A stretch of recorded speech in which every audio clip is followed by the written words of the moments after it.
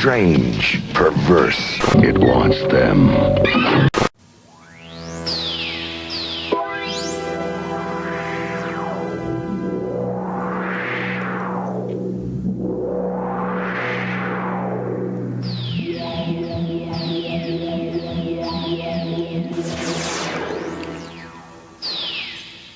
Facing the fact that Todd's memory of the incident cast suspicion on his twin brother Terry was not that easy for her. On Terry? What, are you crazy? Her position on another issue was also somewhat negative. No! My children are not skinny big! My past work with hysterical patients helped me calm her down. Looks like you're gonna get a chance to meet the rest of the family. My psychotic brother just escaped. I heard about what he did. Must have been a drag for you and your mom. I don't like to talk about my brother Todd. He gives me nightmares. Sure, I'm all right. What is that thing in your hand? It's Todd. He's not totally out of his mind. He's killing people all over the complex. Hey, who are you? What are you doing in my car? You're a friend of Terry's, right? God, you're Terry's crazy brother. No, it's Terry who's crazy. He's killing people. Yeah, right.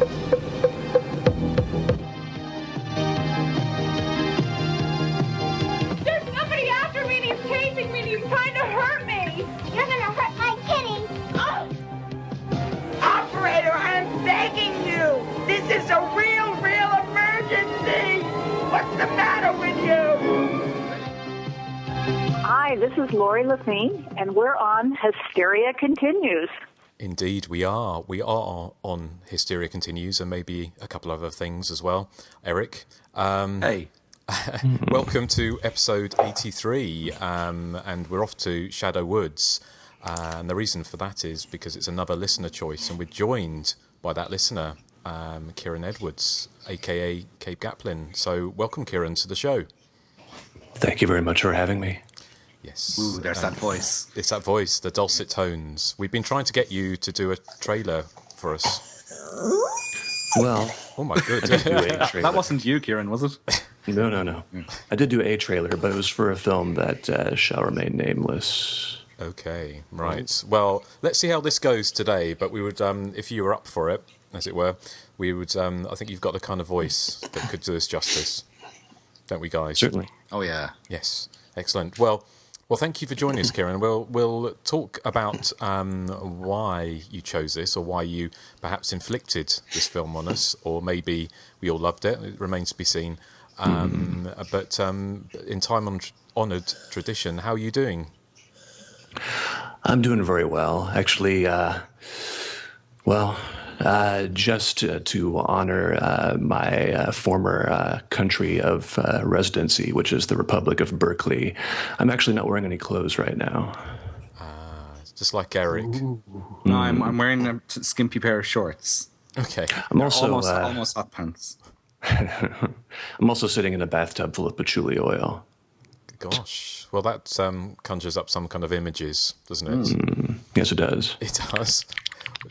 Erik. That wasn't me this time for once. You sure? Yes. Erik. I think sure. Kieran's listened to the show, so he knows about your bad behaviour. So we'll come back to you, Kieran, as you sort of dry off or cool off. But Erik, are you flapping away? You're not a dolphin or a seal this week, are you? I'm not a dolphin or a seal this week, no, and I'm doing no flapping. Yet. Okay. Yet. Is it hot in Dublin? It is very, very hot, hence the reason I'm just in my skimpy hot pants. Yes, it is hot here. We've had thunder and lightning for the last 48 hours, and it's actually sunshine now. So otherwise it could have been quite a nice kind of sound effects in the background. But you okay? Hello? Yes, I'm still here. You're still here? You're all right? Who are you talking to? Erik. Yes, oh, sorry, I am, yes. Okay, all right. Well, thank you very much. Lightning as well, but only in small doses. Okay. Yeah, I was scared the power might go out and my opportunity to watch Blood Thingy would be gone, but it's not. Blood Thingy? Blood Rage. Yeah. Erik, you can't even remember the title. It doesn't bode well, does it? Look, I'll come up with this in my recently seen, but I had Blood Song in my head. Okay. And I couldn't get it out of my head. So, well, that flute. Yes. Fair enough. Okay. And Nathan, how are you doing? Very well. Okay. And it's truly transatlantic, isn't it? Because Kieran's you're on the West Coast, aren't you? So I am. And then obviously you've got the two boys in Tennessee, and Erik in Dublin, and me over in the United Kingdom. So it's completely different time zones all across the board, isn't it? Well, we're in the same time zone, Justin. Well, we are. Yes, I know. But I'm just trying to make it. Oh, sorry, no, we're in complete. Yeah, I'm 6 hours behind you, even though you're only 30 miles away. It's like New Year's Evil, isn't it? Yeah. That's what I'm trying And to we've say. never officially met in person. No, we haven't. But yes, that is true. And thank you, Nathan. Joseph, how are you doing? I am quite well. Justin, quick, name an animal. Cat. That's word wang. Pardon? That's word wang. Is that a game? It's from that Mitchell and Webb look. Yeah, they do number wang as well. Yeah, Okay. number wang. Yeah. That's number wang. You've been wanger numbed. You've never watched that Mitchell and Webb British look? show. I figured you'd know that, Justin. I like the Peep David Show. Mitchell and Robert Webb. Yeah. Yeah, I like Peep Show they did, but I didn't really get into their kind of sketch show. It's very good. I recommend it. I think you'd like it. Maybe I shall give it another go. But again, in time-honoured tradition, let's have a little chat about what we've been watching recently. And as you're the guest of honour, Kieran, what have you been up to, and what have you been watching? More to the point. Let's see. Recently watched. One of the things I did watch a while back was this film called Night of Bloody Horror. It's not Night of Horror. I've seen that already, and I can't unsee it. But I did assume that maybe if they added bloody to the title, you get a slightly better film than Night of Horror. And I watched it, and I was right. It is slightly better than Night of Horror. It takes place in New Orleans. It's from the late 60s. The only thing it has going for it is that it stars Gerald McRaney. This is his first film, and people might know him. Actually, you might know him, Justin, because he was in that film People Across the Lake that I think you reviewed. Okay, yeah. But people here might know him either as Major Dad or that TV show Simon and Simon. Oh, yes, I do know him. He played, I think, Simon, if I remember correctly. Let's see. Oh, no, I'm sorry. He played Anne Simon. And the film is basically just your average sort of psycho ripoff. You know, a guy just sort of blacks out, wakes up, and he's murdered a person. And so this goes on for a little while. And that's really about all the film has. There's a little bit of a psycho-ish twist at the end. There's some events or some elements of homicidal also, too, I think, in the end. But apart from that, there's not much else to recommend unless you're a big Gerald McRaney fan. He was also in that really crappy show, The Promised Land, with that kid from Last Action Hero. Oh, that's right. Yeah. Did you guess the ending, Kieran? Because I thought the ending to that movie was very obvious. Yes, it was very obvious. Okay. But the vocals also, too, remind me a little bit of Unhinged as well. So...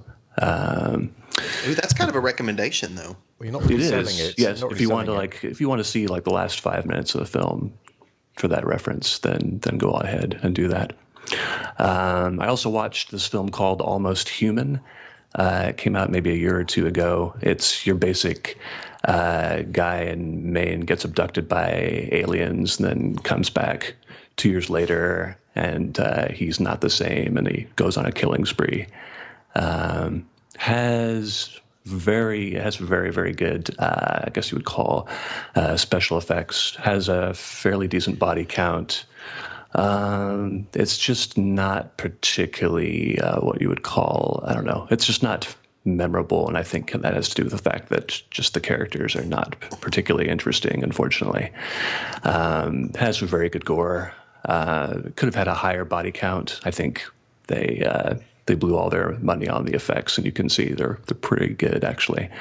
But in the end, you just don't really care about which characters survive and which don't. it's, if you have nothing better to do with some evening, and you could definitely do worse. But sounds like a lesser version of Extro.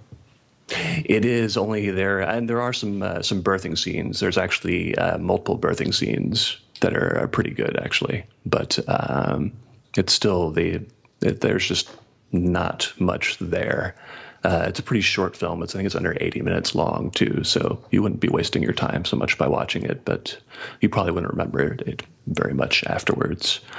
The last thing I saw was I finally did get to see the Code Red Blu-ray of Just Before Dawn, and it is pretty amazing. It's just I think this is the first time I've actually really seen Just Before Dawn in such a beautiful print. So I definitely recommend anyone who hasn't seen it. I'm not sure who hadn't seen it by now, but if you haven't seen a really good print of it, I would recommend seeing this print of it. I wish there were more extras. That's about all I can think of that it doesn't have.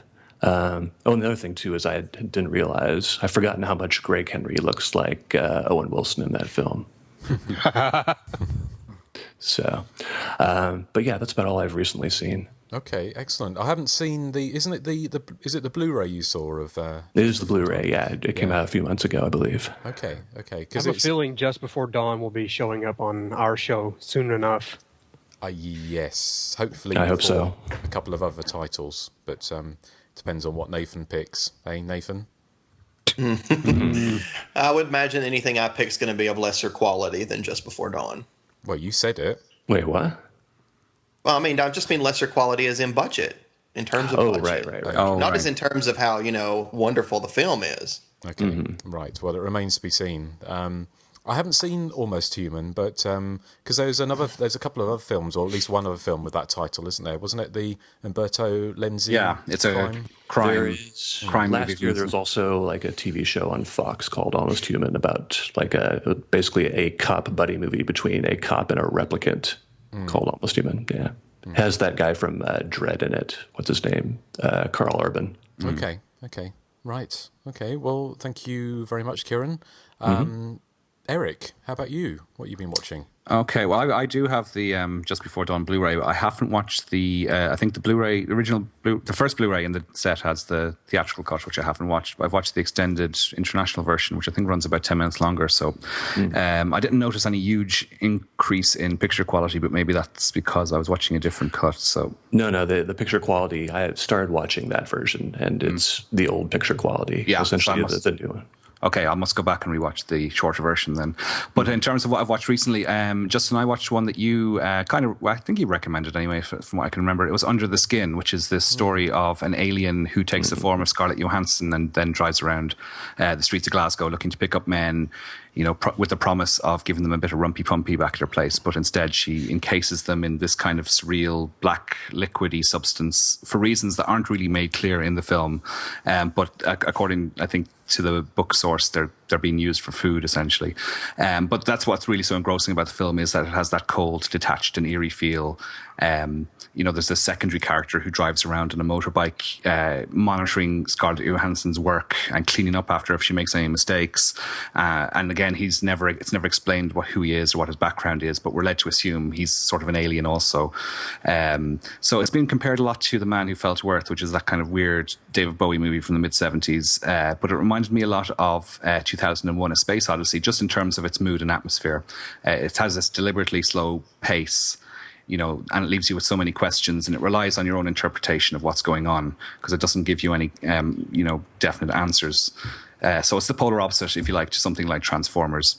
You get very long, static shots, very little dialogue in the film, very little music, and what there is more atmospheric drones than sort of these bombastic orchestral melodies. So as 2001 is one of my favorite films of all time, this played right into my lap, really. I loved it, to be honest, even though I understand there are a lot of people out there who think it's utter drivel. And I mean, I'm not an art house cinema fan myself, but I absolutely adored Under the Skin. What were your thoughts again? I can't remember if you liked it or if you were indifferent to it. Or... No, I really liked it. I remember, because I saw it at the cinema, and I thought it was quite exceptional, but it was a kind of film I wasn't sure if I'd wanted to watch again. I feel I want to watch it again, I have to say. No, I really liked it. It was surprising the graphic phallic imagery that was on display as well was quite surprising for a film that made the cinemas. Well, yes, because they didn't really flinch on the stiffy action, did they? No, plenty of stiffies if that's your thing. But it is for you, Eric. Hey, I'm not some kind of unstoppable pervert, you know. It's not what I've heard. How about I this? heard he's stoppable. Well, we've tried stopping him, but we've had no success. I've also seen the film too, and I also can attest that it's a very good film, I think. But I also have an art house sensibility as well. All right, you see, I don't have an art house sensibility, so this is kind of a nice, I think, medium for me. Because it doesn't skirt around its sci-fi trappings. It's quite obvious it's a sci-fi movie, but I like the sort of very surreal and very abstract delivery. What about you, Nathan and Joseph? Have you caught up with it yet? No, I haven't yet. That's one I really want to see, and I've been meaning to. I'll probably actually watch it tonight, maybe. But I really do want to see it. Okay. I want to see it as well. I haven't watched it yet. Now, normally I don't like sci-fi. You know, like I think the Star Wars movies are absolute garbage. But I'm sorry, but I do really want to see this one because it sounds like it would be just weird enough for me to like. It is. It's more weird than it is sci-fi. Okay. I mean, there's no spaceships or lasers or awesome robots or anything in it. So. Plus, it's got Scarlett Johansson for me. And it's got erect willies in it as well. Oh yeah. Are they attached to attractive men? No. Well, that's the thing. No. They seem to. Well, this is like potatoes and apples, or apples and oranges. What's attractive to you is not necessarily attractive to Eric. I think Justin is probably your best person to ask on this, but I don't think you would find the men attractive in this film. Well, see, Eric knows our sensibilities. Yeah, Justin, can you remember? No, but also they've got one of the guys who's got he's got the same condition as the Elephant Man. Yeah, and that he's actually that's his real. It's not makeup. That's his. That's who the actor is. He has that condition in real life. And he comes on with a stiffy as well. Which is another very bizarre scene, So very disturbing. But just an aside, talking of Star Wars, you can imagine how excited I was to find out they're actually shooting Star Wars about 20 miles away from here. At this very moment. Well, actually, I wasn't excited at all because I'm not particularly interested in it either. But they are shooting some of the scenes from Star Wars about 20 miles away from here. Episode 30, is that what they're on now? I don't know, something like that. I actually, I kind of agree with Nathan. I think the Star Wars films are overrated trash. Thank you. I enjoyed the first three, but I haven't. I like Empire Strikes Back to a degree. I can watch it, once every 10 years, but the rest of them they can go to hell for as far as I'm concerned. The best sci-fi movie is Alien. Yes, well, I would disagree with you there. But see, I would have thought, Nathan, you would like things like Mutant or I do, but it's just if it gets into like, I don't know, like battles between Romulans and whatever those things are in that movie. I don't know, like it's just boring to me. Like I don't care about the creatures and the warp speed, force, and all that crap. What about? Have you ever seen a film called Creature or Titan Find? With Klaus Kinski. It's a good one. That's a good one. Because that's a low-budget alien rip-off with Klaus Kinski's head exploding. So you can tell it'd be good. I think his head explodes, but I can't remember. But someone's head explodes. Someone's head, yeah, exactly. So that's all good. So, Kieran, how about you? Are you a Star Wars fan, or you? I'm a fan of the first three, and I'll be seeing the new one. The one of the stars in that film is one of the kids from Attack the Block, actually. Oh, in the new one. All right. Mm-hmm. Okay. Yes, the main guy, the guy who plays Moses, I think. Oh, is it really? Oh. Yeah. Okay. Because they did a load of kind of X Factor style auditions around here to get some. And really, I didn't go down, obviously. For the first time, probably. Erik. I'm gonna have to go watch the new ones because Wes is gonna make me, but I don't want to. I mean, you can say that all you want, but he has to sit through a Friday the 13th marathon. That is fair enough. Yes. I know. Well, I mean, that's the only way I can get him to sit through the Friday the 13th marathon is have to sit through a marathon of those movies, which I did sit through a marathon of 6 of them, I think, and it was probably the worst day of my life. That's harsh. Could you, because I'm sure in a couple of years' time with like Google Glasses, you'll be able to get them and you'll be able to go to cinema, have them on, pretend you're watching it, but instead be watching Crazy Fat Ethel. Oh, that would be awesome. If I could get those glasses, I would buy them right now. So yeah, I don't think I'd spend that much. I wouldn't spend that much money just to watch another movie. I just put on those fake glasses that they wear in 80s movies where it makes it look like you're awake. Yes. And I'd just be taking a nap or something. Excellent. Right. Well, it's on the cheap. Yeah. Well, fair enough. Fair enough.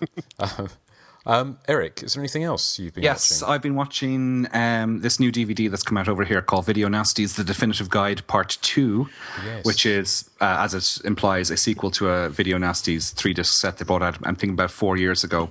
And now it has both of them have 3 discs. The first disc is a documentary on Video Nasties, and in this one, it kind of picks up where that documentary left off and discusses what happened sort of later in the 80s and into the 90s with things like the Hungerford Massacre and how that was blamed on Rambo, and the killing of James Bulger, who was this child who was killed by 2 10-year-olds, and that was blamed on Child's Play 3, which was a bizarre movie to be targeting. So that's what the documentary discusses, and it's very interesting. But for me, the real treat is on the second and third discs, which have trailers for all the movies that are on what was called the Section 3 disc, the Section 3 list, which I'm not sure really what you had to do to qualify to be on this list or anything, but it's basically just reams of horror movies, and each one has an introduction by a particular genre scribe from the UK. So you have things like Stephen Schwing, Thrower, and Kim Newman, and Mark Morris, and our very own Justin Kurzweil is on there as well. Now, Justin, I've only got 3 hours into the mammoth 5-hour running time at disc 2, but I've already watched you introduce trailers to Bloodsong, Dawn of the Mummy, Don't Answer the Phone, and The Evil, and I have to admit you are very, very good at it. You also appear in a few segments of the main documentary on disc 1 as well. So congratulations. It's actually a really, really good watch. Yeah. Well, Did you just say congratulations? Congratulations. Yeah, I'm from China. Hey. Erik. Sorry. Racist. No, well, thank you, Erik. But I recorded that so long ago, I'd forgotten. It was last summer, wasn't it? Yeah, I think so. Last summer. I forgot, actually. I forgot I did The Evil, so I hadn't even seen that one yet. All right, yeah. But yeah, I didn't know I was going to be in the main documentary, or maybe they told me and I was too drunk to remember. So, where was it filmed? Because it's filmed in this lovely-looking living room with tons and tons of VHS and DVDs behind you. It was filmed near Gatwick Airport, and it was a friend of Mark and Jake West's, and I've forgotten his name now, but he had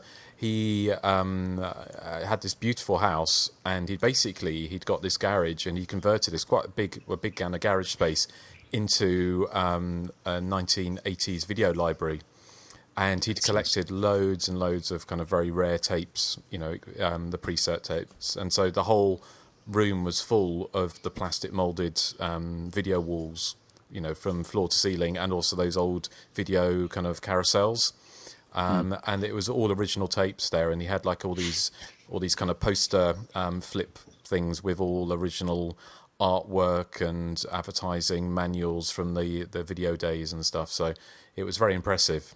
It certainly dwarfs my collection. But yes, but obviously apart from that, I'm telling everyone that's my front room, obviously. Oh, sorry, yeah. I've just ruined the illusion, sorry. Ruined the illusion, yes. Yeah, but excellent. It's worth picking up, and it's Region 0 as well. So if you're in the States, you can order it from Amazon UK, and it'll play fine in your Well, I was very DVD impressed. player. I was very impressed by the trailers, because I didn't realise they're going to do. I knew they were going to do intros, but the way they've done them is quite clever, and there's a lot of information there, isn't there? And how many films is it? About 83 trailers? 80. I'm sure it's 83. They say 83 trailers. Yeah, 83. Yeah. Wow. And the other one I do is Happy Birthday to Me. All right, yeah. The one I've just finished on before I came on to do the podcast was Final Exam, which they've given to Kim Newman, whereas I thought you'd be a better fit for that one. Yeah, well, Kim Newman did Graduation Day as well, and he damned it with, well, not even faint praise. And the same with Final Exam. And I really like Kim Newman, but he's well known as not exactly being a fan of the slasher movie. Yes. And he goes out of his way to slag them off in nightmare movies, So I was surprised that he was given them, but there you go.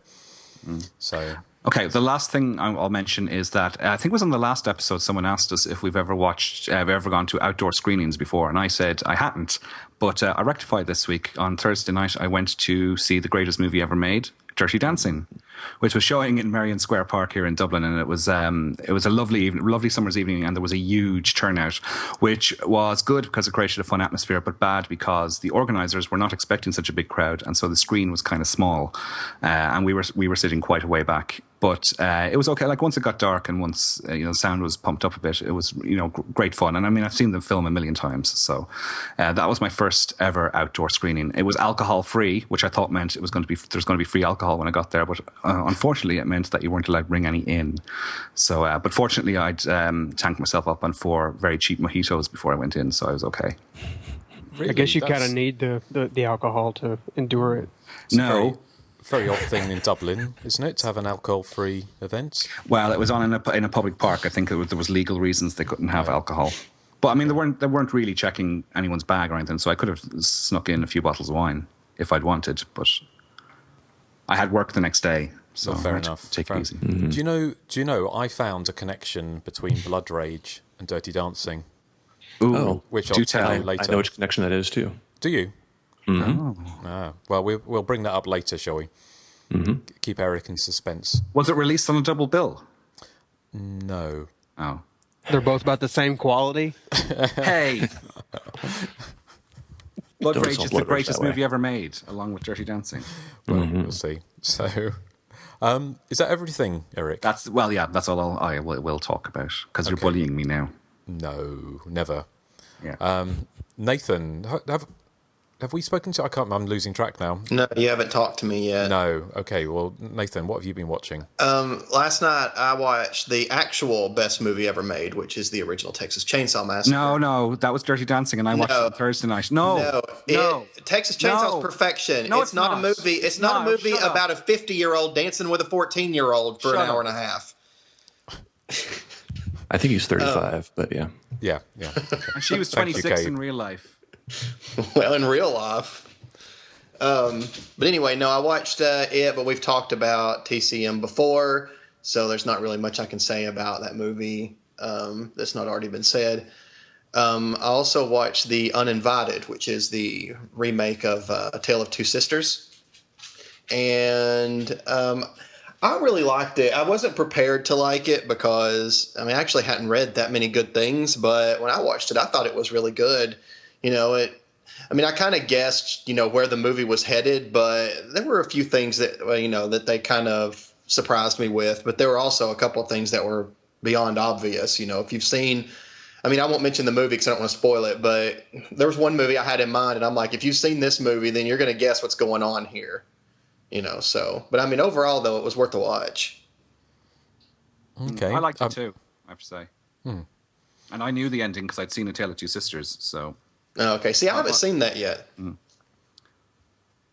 Now, Erik, is it one of those that it's like kind of a shot-for-shot remake, whereas there's really no point in me watching A Tale of Two Sisters because they're identical? No, as I recall, they're not. No, they're not. The premise and the climax are the same, but I think it's very much been altered otherwise. It's quite stylish, isn't it? The Japanese, also not the Japanese, Korean version, isn't it? Yeah. If I remember. And it's quite... it's almost like they're trying to be as non-horror as they can in the Korean version, I thought.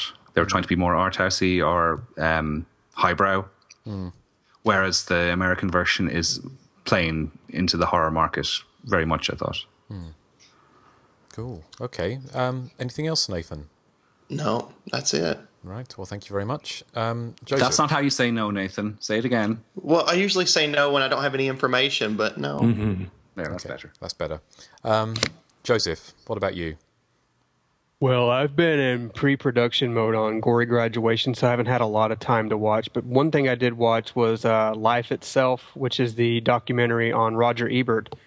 A lot of horror fans, slasher fans in particular, really hate Siskel and Ebert because of their infamy and slagging off these films. But I've always loved Siskel and Ebert because I find them very entertaining, and even if I don't agree with them, I respect their opinions, and I think they're both very eloquent critics. And So anyway, I watched Life Itself, and I thought it was a fantastic documentary on Roger Ebert, and it really gave a lot of insight into his opinions, into his family life, and there's actually some really disturbing imagery of him in the hospital after he'd had his jaw removed. It's kind of hard to watch even for a horror fan because it's real. But it's very heartfelt and it's very well done. It's directed by Steve James, who did one of their favorite movies, with Hoop Dreams. So I guess it was kind of fitting that he directed it since they loved Hoop Dreams so much. And whether you like Siskel and Ebert or not, I would definitely recommend this because it's one of the best documentaries I've ever seen. They kind of it's mainly about Roger Ebert and to a lesser extent his wife Chaz, but they do include Gene a little bit, Gene Siskel, but it's like I said, it's more about Roger Ebert. Yeah, definitely give this a watch whether you like them or not because it's fantastic and it's probably I haven't seen a lot this year, but it's definitely in the running as one of the best movies I've seen this year. Okay, fair enough.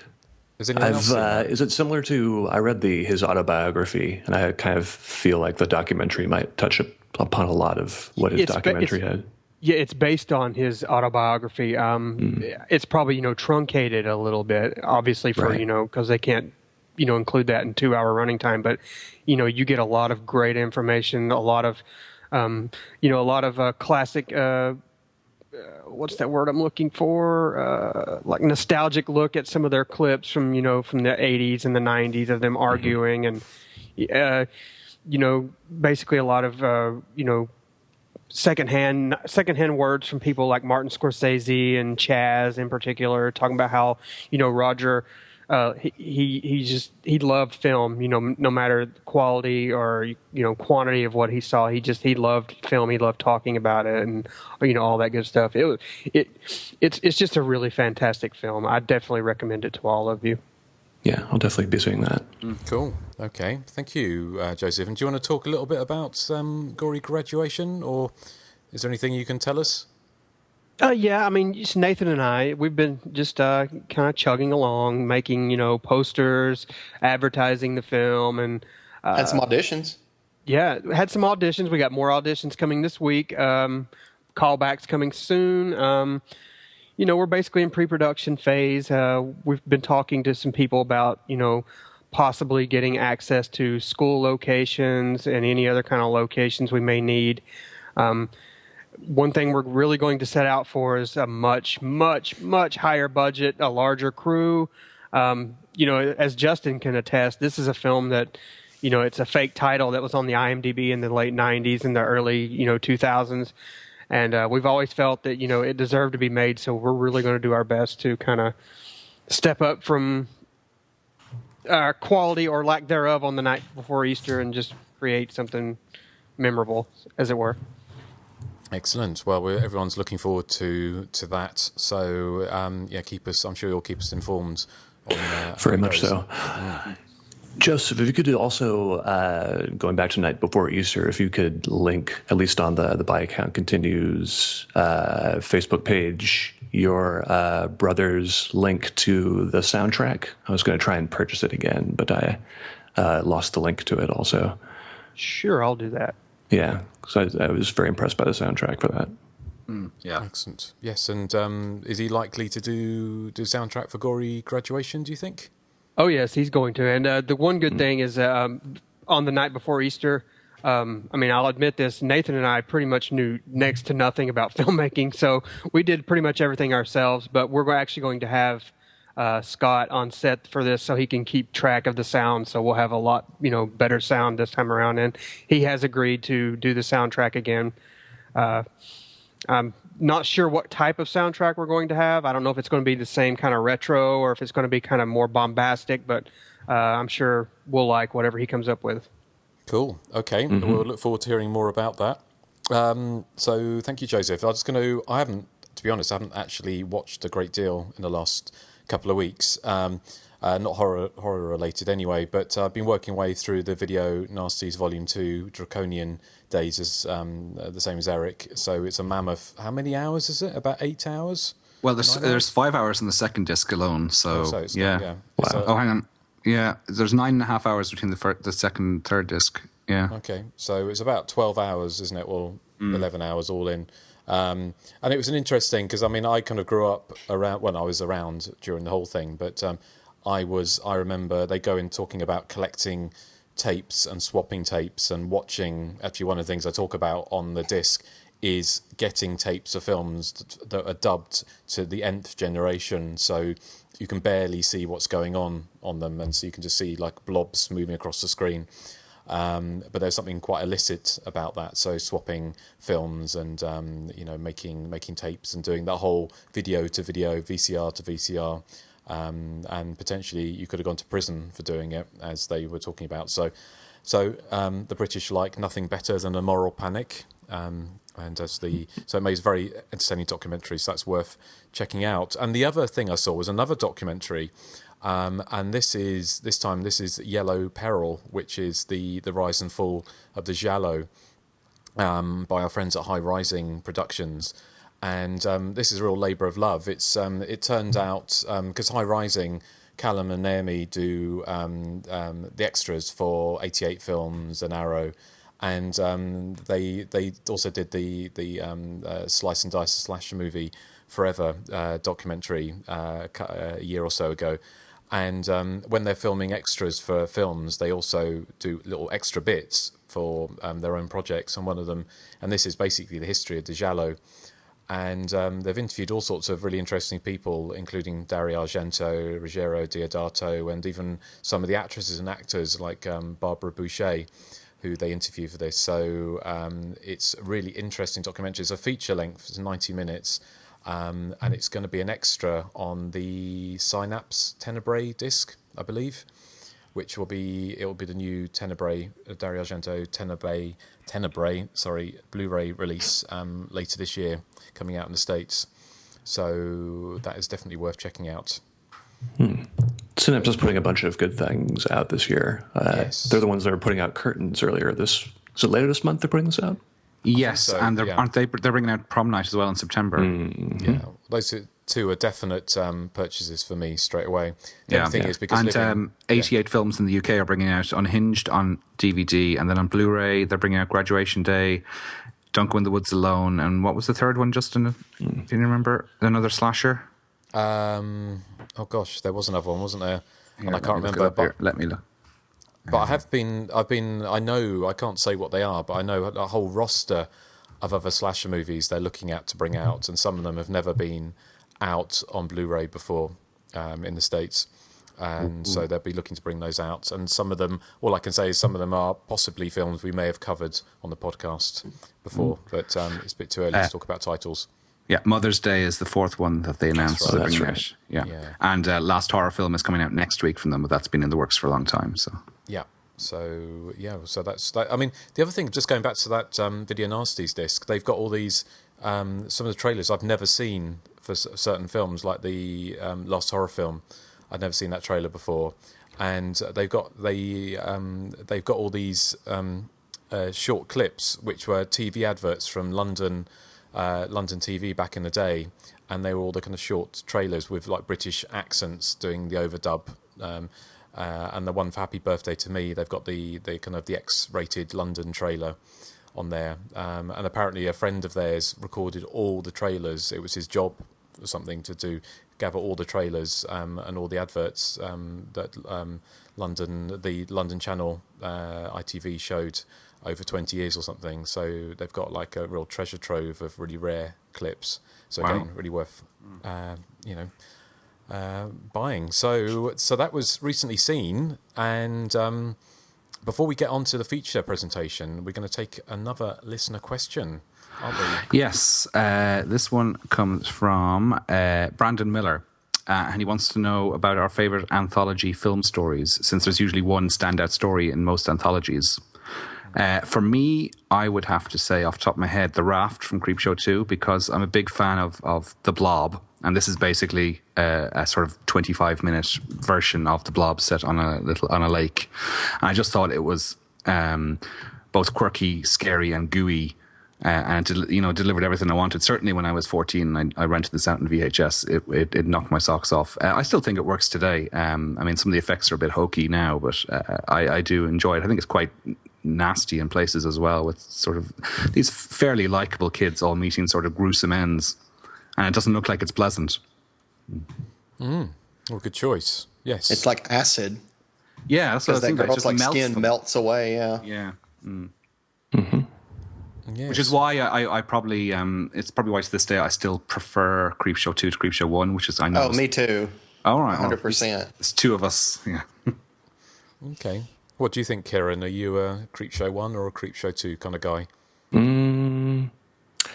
I think ultimately Creepshow 1 gets a slight nod over me, although I do like the probably the tale involving the hitchhiker is the one I like the most in Creepshow 2.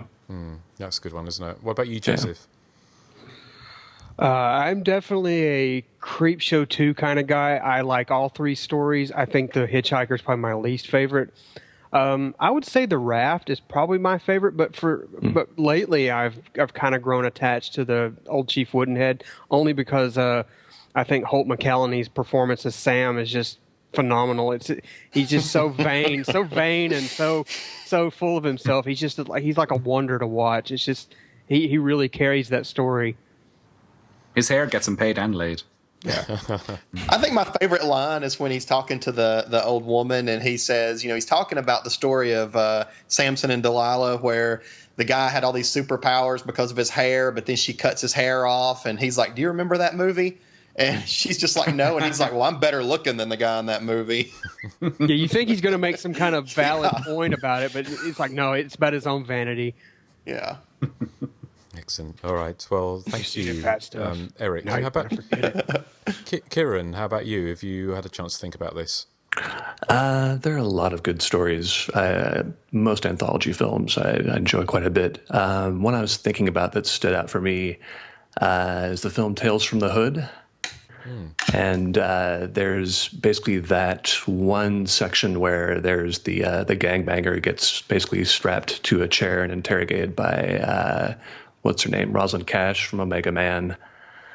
And there's this whole she tries to deprogram him, and it's just that whole montage of sort of Clockwork Orange like film that he's being subjected to is it's pretty amazing. It's pretty amazing, and something you just don't necessarily see in a horror film at all.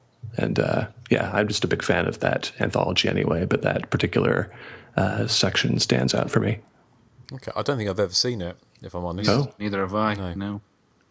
It's quite a film. So something to check out then. How about you, Nathan and Joseph? Have you seen that? Yes, but oh my goodness, it's been so long. The only thing I remember is the ending. I remember the ending to the wraparound story, but that's the only thing I can remember about it. Mm. Yeah, I saw that on video when it came out, and I don't really remember much about it, so I need to watch it again. Cool. Okay. Well, thank you, Kieran. That's a good one. And Nathan, how about you? Well, I mean, the classic for me is always "And All Through the House" on Tales from the Crypt with Joan Collins battling the killer Santa. I think that one is just a great story. Very entertaining. Very ahead of its time. I guess to another extent, I really like the gas station story in Body Bags. That just appeals to my slasher sensibilities. Yeah. Mm-hmm. No, that's good. What about you, Joseph? Well, this is kind of tough. There's so many, but two that really stand out to me are the call center segment in After Midnight, where the ladies, she basically answers phones for important people or celebrities, and she gets a stalker who calls her and kind of torments her. That's a really good one. But I think one that might have the slight edge over it is actually not a segment, but more of the wraparound, and that's the wraparound in Asylum. I was almost going to pick that. Yeah, the Amicus anthology from the 70s. The wraparound segment is actually better than the actual stories in that film, although I do like the stories in that film. It's one of the biggest surprises in any movie I've ever seen. Okay. I agree. It's really good. Yeah. A lot of Amicus love here. Yes. Now, if you want to get technical, I mean, I would not call this an anthology, although some might. But I'm the Girl He Wants to Kill from the Brian Clemens thriller. If you could consider that some kind of, an anthology, that's a good one as well.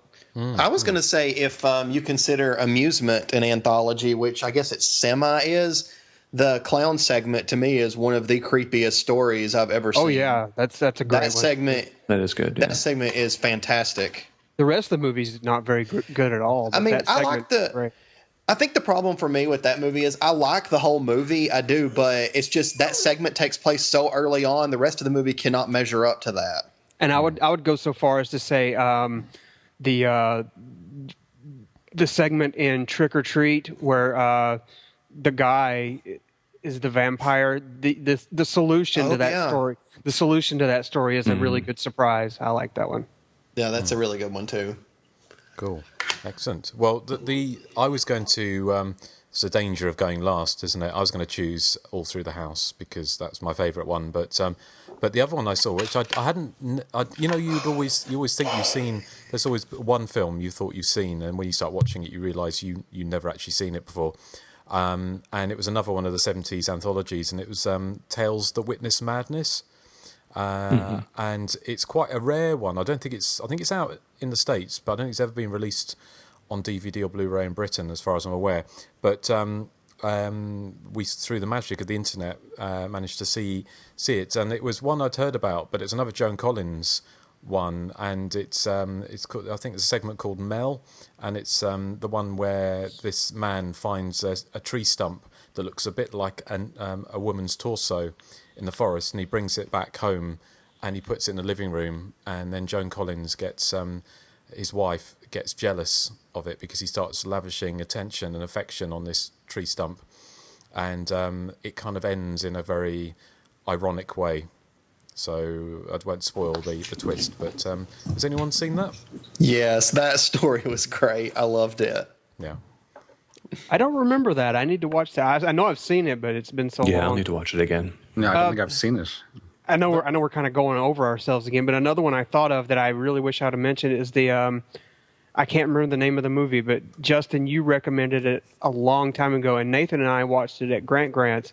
It's the one where the lady's in the house and she keeps hearing all the weird noises. It's kind of got the predestination angle to it. Screen Time? Yeah, that one. That's a good one. Oh, yeah. Yeah, that's very good. That's a good one. And we didn't mention the Zuni doll. I love Trilogy of Terror with Karen Black fighting that little Zuni warrior doll. Oh, yeah. Yeah. Yeah. No, that's a great This is one of those questions that I think after the episode, we'll start thinking of all these ones that we should have mentioned. Well, we could have done a top 3 on this after all, couldn't we? Yeah, actually, it looks like we could have. Guess so. So, okay, well, that was, well, thanks for that question. We will hopefully get around to some more, and we will be returning with the top 3s at some point in the near future. So, I think it's time to go on to the feature presentation. Todd and Terry are twins, blonde, cute as buttons, bright and identical in every respect, with one exception. One of them is a murderer. It all started one night at a drive-in when a teenager was slaughtered in the backseat of his car while his girlfriend watched. Todd was found guilty for the heinous crime and locked away in an asylum. Years passed, and Terry lived happily with his mother, who smothered him with enough love for 2 sons. All was fine until one night, when they received news that Todd escaped. The nightmare begins once again, and out of its forbidding darkness steps a maniacal killer raging for blood. But which brother is the killer? The truth may not be seen until it's too late. So that appears to be from the back of the Prism video box for Blood Rage. I've seen Blood Rage quite a few times, and the reason I have mostly is because of the video box. The video box does have like a few of, well, probably the choicest death scenes on the video box, and because of that, I just gravitated towards it. And I also am secretly a large fan of Louise Lasser and everything that she's done, even stuff that she probably doesn't remember doing, including possibly this film. But there's just a lot of elements to this film that I like, and particularly I like it when I see films in which the person doing the makeup effects for a film also kills themselves off in the film. There are a few films that are like that, including this and Maniac. I like this one a little bit more because the character that Ed French, who does the makeup effects, plays, is a bit of a nebbishy character. And I just find him more endearing that way because of it. Most of the acting, you could say, might not be the greatest, but I doubt that we see many slasher films because of the acting. I would say that Mark Soper, who plays both twins, is actually quite good as well, and it's quite unusually mean-spirited and downbeat for a slasher film that has such kind of positive, upbeat, almost great 80s synthesizer music as well. There are just many elements that are sort of jarring, which I tend to, which makes me gravitate towards slasher films if there are like discordant elements like that. So it is one of the more downbeat endings in a slasher film, which I appreciate as well. And basically the performance of Louise Lasser is just a performance that everyone needs to see at least once. So those are the main reasons why I picked this film, and let's find out if the other people on this podcast share the same opinion with me. How about you, Nathan? I like Blood Rage. Now, it's one of those movies where it's got all the ingredients of a slasher film that I'm going to enjoy, but there's just something that kind of holds it back from being on par with, some of the classics, like Friday the 13th and its many sequels and, My Bloody Valentine and things like that. It's definitely not on that level, but to a lesser extent, I do find it to be a decent slasher movie. It's not quite very rewatchable for me. I think mainly because it's very downbeat. Like you said, it's, definitely a downbeat movie. It's got excellent gore. I mean, you can't deny the gore in it is awesome. It's got a great body count. I think, it's actually have a few scenes that I actually found pretty amusing as well, which was kind of odd in such a downbeat kind of movie. There was a few scenes I actually found funny. I mean, for one, the severed head, when it's hanging, like the look on its face is just hysterical to me. Mm-hmm. And also, I love the woman. She's in negligee and sees this, and her thought was to go to the closet to put something on.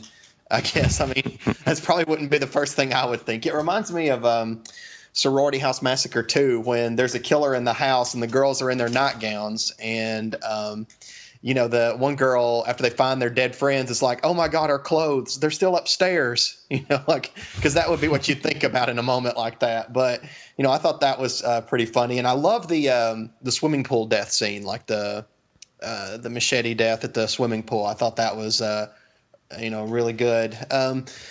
I mean, overall, I'd have to say that, I do think it's well worth seeking, but I think maybe due to the downbeat atmosphere and I think the pacing is kind of uneven in the film.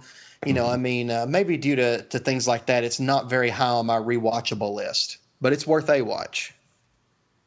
Yeah, that's definitely fair enough. How about you, Erik?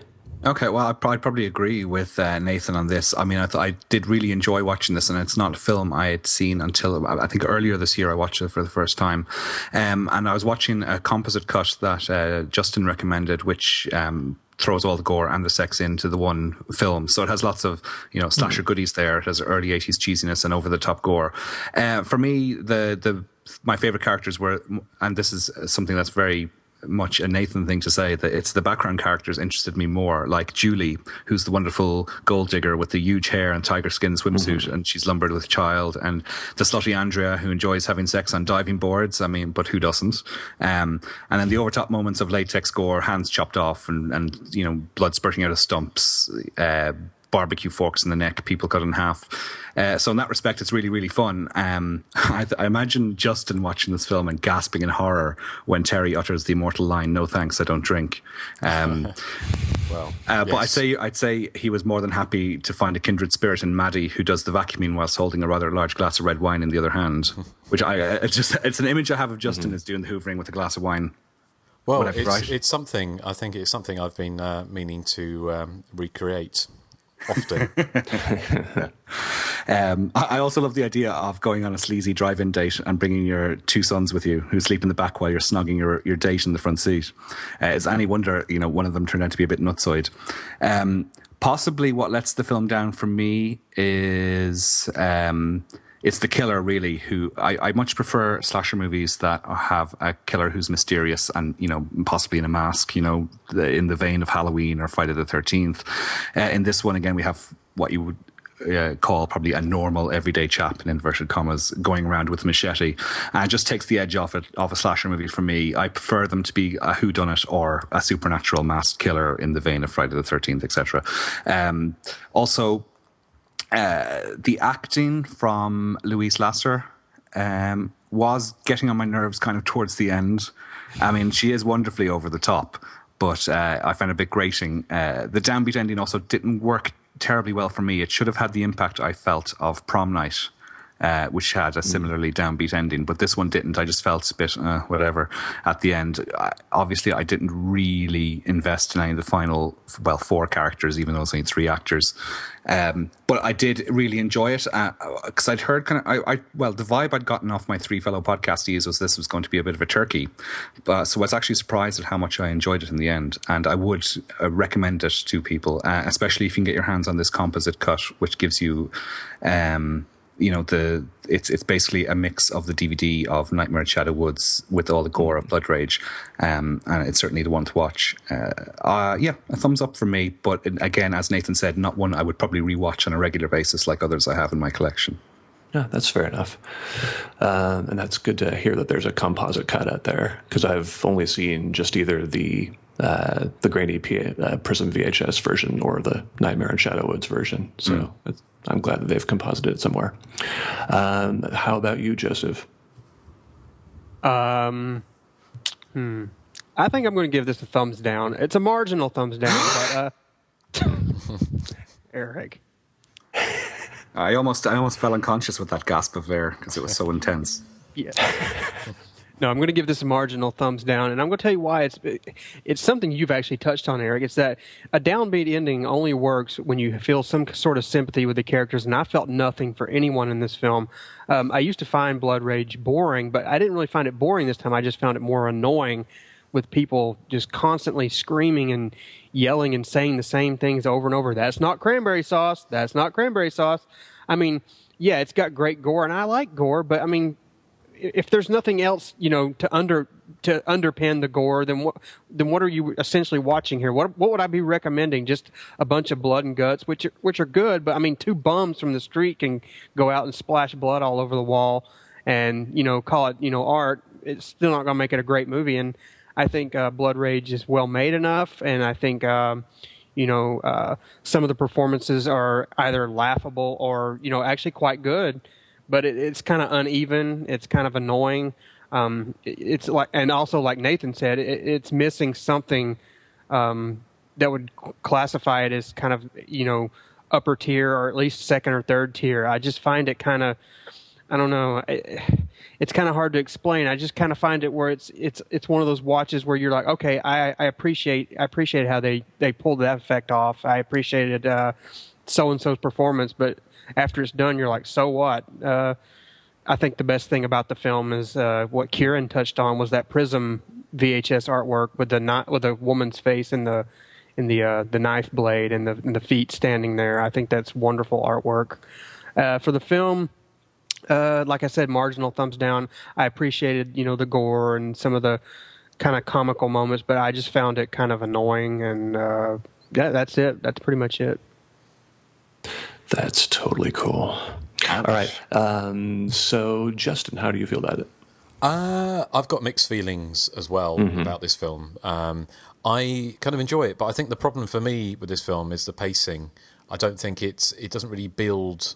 It's great swaths in the middle where it's kind of lots of people walking around and incidental characters doing. There's almost too many characters in this, perhaps. I mean, I think the pluses are the gore, which I think are actually pretty disgusting. You know, I mean, they're up there with the kind of Mutilator, aren't they? I think in some of the graphicness of the bloodshed, especially the severed, well, not severed head, the head that's split in half.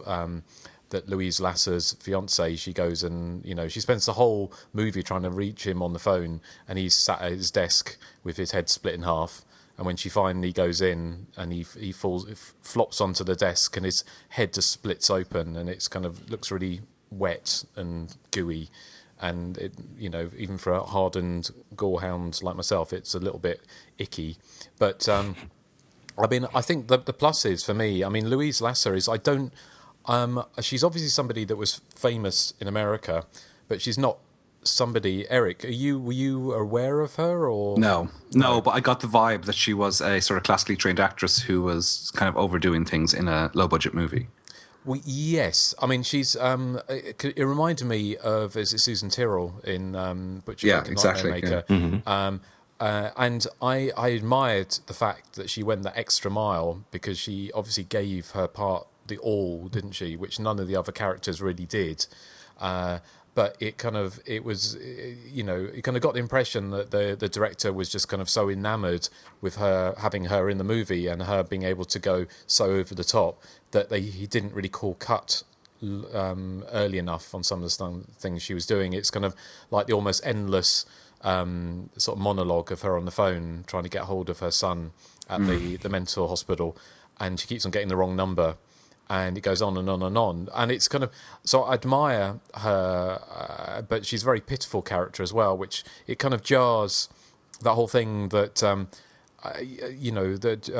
director was making a trashy slasher movie. And, of course, I don't mean that in a negative way, because, obviously, we wouldn't be doing the show if we thought that way. But he's making a trashy slasher movie which didn't have any pretensions to high art or to high drama, but still was making a film that was quite cynical, and basically put the Louise Lasser character through absolute hell mentally throughout the whole film. So by the end of it, she was a complete gibbering wreck. And of course, at the end of the film, giving away the ending, I mean, she if you don't want to hear the ending, then don't listen to this bit. But she shoots dead the wrong twin. She shoots dead the psycho twin. And is left with the sane twin, but she obviously loves the psycho twin rather than the sane twin. And when she realises her mistake, she shoots herself in the head. So you couldn't really have more of a downbeat ending, which is at odds with certain scenes, like the scene with the gold digging, the woman in the leopard skin bikini or whatever. Slightly odd, and also the kind of the character of the twins was obviously being played by the same person, and he kind of alternated. I thought him playing the kind of pathetic twin that had been fingered, as it were, for the crime. Oh no. He'd been he's played him in a quite pathetic kind of way, in a true sense of the word. And it very underplayed him, whereas the psycho twin, it was kind of I couldn't really work out whether I liked his performance or not, because he was very chipper, which I think it worked well, but sometimes it was almost it was almost bad movie acting, and I couldn't really work out how intentional that was. I mean, there's a lot of it I liked. I just didn't think it kind of.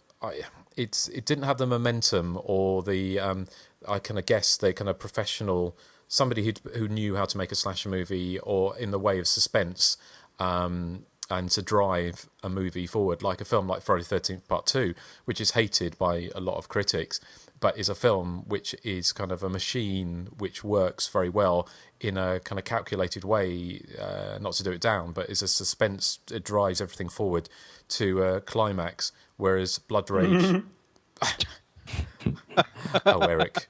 Blood Rage, it doesn't, it kind of falters a bit, to my mind. But I also watched the composite print, and I think that really does add something to it, because you've also got in the composite print, you've got slightly, well, they say it's not a longer sex scene on the diving board, but it's there's lots of alternate takes with that. But there's also quite a lengthy scene towards the beginning of the movie where they're in the swimming pool. Doesn't really add anything to the movie at all. Hey, Justin, did you get the composite print from Baby Jesus? Yes. That's where that's the one I saw as well. The 2013 fan edit. Yeah. But the old Prism tape had all the gore, but very little. I think all the nudity cut out. Whereas the Nightmare in Shadow Woods DVD was the opposite, wasn't it? So curious, but I don't know why that would be. But but yeah, all in all, I like it. But I think it could have been a better movie, if I'm honest. So it's my tuppence. Yeah, that's fair. It's not on my first tier, obviously, as well, but there are just many elements that I just feel are quite excellent about it, and just people that are trying to seek out lesser seen slasher films could definitely do worse than seek this out. Definitely. One thing Justin touched on was the director not reeling in Louise Lasser, as it were. Like he said, there are moments where she just keeps going, and you'd think, the director would say, hey, okay, we're done with this scene, we're moving on to something else. And it's specifically that moment where she calls someone or the other. It's like, this is important, I must reach him, over and over and over again. And that bit by the end where she's just sitting there crying, and she gets louder and louder, and it's like no one, told her to dial it back a little bit. And Justin made a good point that, it's kind of the director maybe was not, maybe he's kind of wet behind the ears, where he's like, we got this big name actress, we'll just let her kind of, run the film. And I think that was a big mistake. What was she famous for? Well, first she was famous for, she was actually in a bunch of Woody Allen's earlier films, and she was actually married to him for a brief moment as well. And then films like Bananas and other films like that. But then she also, in the 70s, there was this one summer, I forget, it was just one summer, there was a kind of improvised soap opera called Mary Hartman that she starred in as well. And that was kind of what she became famous for also. Right. And yeah, so that's what she's pretty much well known for. Okay.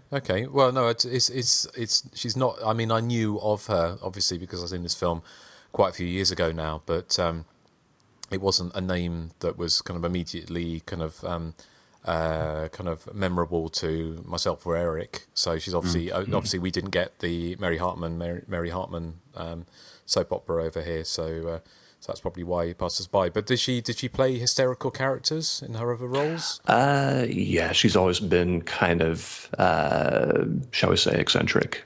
Okay. That can be touched upon later in the background. Actually, she was in that one Sam Raimi film that didn't get much of a release called Crime Wave. I don't know if you ever saw that one. Yes, I did. Yeah, but yeah, she starred in that one. And if you ever read Bruce Campbell's autobiography, I think the If Chins Could Kill, I think there's a whole chapter about Crime Wave, and he has some interesting background about Louise Lasser in that film, shall we say. Okay. See, I thought she's also in Frankenhooker. She was in the Rude Awakening with Eric Roberts. There's some movies where she's kind of subdued, but it's like the director's like, I'm gonna touch on her. I'm gonna touch on her experience in these older films where she was kind of hysterical, and he just let her run with it. And I think that's kind of a mistake, in my opinion, because I think already the gore is so bombastic. You don't really need a character just kind of trying to outdo the the effects. I think one or the other could have been toned down, and me personally, I would have preferred her hysterics to kind of be toned down. But that's just my opinion. One thing I did we haven't mentioned was the opening scene at the drive-in, supposedly in 1974. But apart from one character who had a bandana, it didn't really look like 1974, did it? It looked very much like 1983. So I think that was, for me, that was a little bit of a clue that either wasn't taken too seriously, because certainly the scenes with the psychiatrist in the mental hospital, who was also the producer of the film, wasn't it? I believe. It's so over the top, it was almost verging on parody, and so I'd be interested to know, really, and I don't know, but how much of the film was intended as not exactly parody, but skirting around that. But certainly, if they didn't take any, if it was me, then I mean, how difficult would it be to shoot, get a few long blonde wigs and a few bell bottoms from a thrift store or something, if you're going to do a prologue set in 1974, but all you do is you have men in kind of cut off early 80s t-shirts with mullets. It's not, unless Florida was very much ahead of its time in 1974, but I somehow doubt that. I think it was. It's kind of like it's kind of like filmmakers today, how they can't capture the 80s, even though as hard as they try. Maybe back then it was just kind of hard to capture the 70s because, boy, the 80s and the 70s were completely different times as far as fashion and sensibilities. So I mean, it could be budget, or it could just be him not knowing, him not having a firm grasp on the 70s. So you never know. There is a token hippie couple I remember trying to make out in that drive-in scene as well, but that's the only thing that stands out fashion-wise. The one thing I thought was funny was that she's making out with her boyfriend at the drive-in, and her two kids are in the back seat of the station wagon, and he just so happens to have this huge axe back there with him. I thought that was kind of funny. Or did they get that from another car, or was in the car with them, wasn't it? Yeah, I think it was. Didn't occur to me. Yeah. It didn't occur to me that where they got that from. I've seen so many slasher movies. It's just there's always an arsenal hanging around, isn't there? Yeah, that's just one thing. That's one thing about slasher films. You just kind of have to, make allowances for. It's like, where does the killer come up with all these weapons in the area they're in? Like, say they're in a slaughter hotel. Yeah, slaughter hotel. They have like an arsenal, like an armory, like a medieval armory. Even The Night Before Easter is very guilty of that. I mean, where did he come up with all these weapons? You just kind of make allowances for stuff like that. But I did find it humorous that these two kids sneak out and, there's a giant axe in the back seat of the car. How lucky. I'm just looking at that scene now. Yeah, I think it's a workman's van. And so he has lots of timber in the back of his truck and an axe. Oh, so they steal it from someone else, or? Yeah, that's what it looks like, yeah. I mean, but it's still convenient, though. It is still very convenient, yeah. It is worth pointing out, though, of course, in Slaughter Hotel, they have a medieval arsenal on the wall of there is a mental hospital, which makes it even more bizarre. Yeah. But it is a European film, and they're not known for being sane in any capacity at all. Well, no, that's the beauty of Slaughter Hotel, of course. Yes. Yeah. Mm-hmm. So, what else have we got to say about Blood Rage before we go on to some feedback? That's not cranberry sauce. Yes. I was kind of wanted one of the characters I thought was interesting. Well, not interesting, but she only appears once in the Blood Rage version of the Prism tape, and then she has one scene in the Nightmare at Shadow Woods, and that's Betsy, the neighbor. No, she's also in she was in Neighbors. She was. Who else was in Neighbors? That guy. Yeah. But she doesn't turn up again, does she? She turns up. There's that very cheesy scene when is it her daughter? They go jogging past and they see the football game and have a chat, and then they go to the Thanksgiving dinner, and then she's in that scene at the pool, which is cut out of Blood Rage. But then she's not in the rest of the movie, is she? No, she's out of. They mentioned that she's out for the evening. Oh, did they? So she was lucky to be away. Exactly. Or something? Yeah. Okay. I did like the scene at the end with the killer bouncing up and down on the diving board, which is probably quite novel. I've never seen a killer. He wasn't the first person to be bouncing up and down on that diving board in that movie. No. But he wasn't in, because I watched it on YouTube because I do have the NTSC uncut prison tape around here somewhere, but I was so lazy. I just thought I'd just watch it on YouTube. So, and then I rewatched today. I watched the composite version. But yeah, of course, the diving board scene was in briefly in Blood Rage, but yeah, no, I like the fact he was bouncing up and down with his machete in his hand. There's also a scene where you can tell which is the good twin and which is the bad twin. The bad twin, cuts a psychiatrist in half, and then later on, the good twin tries to put the pieces back together. Quite literally, yes. It's like a reverse Humpty Dumpty right there. Yes. I mean, that was some quite extreme gore, wasn't it?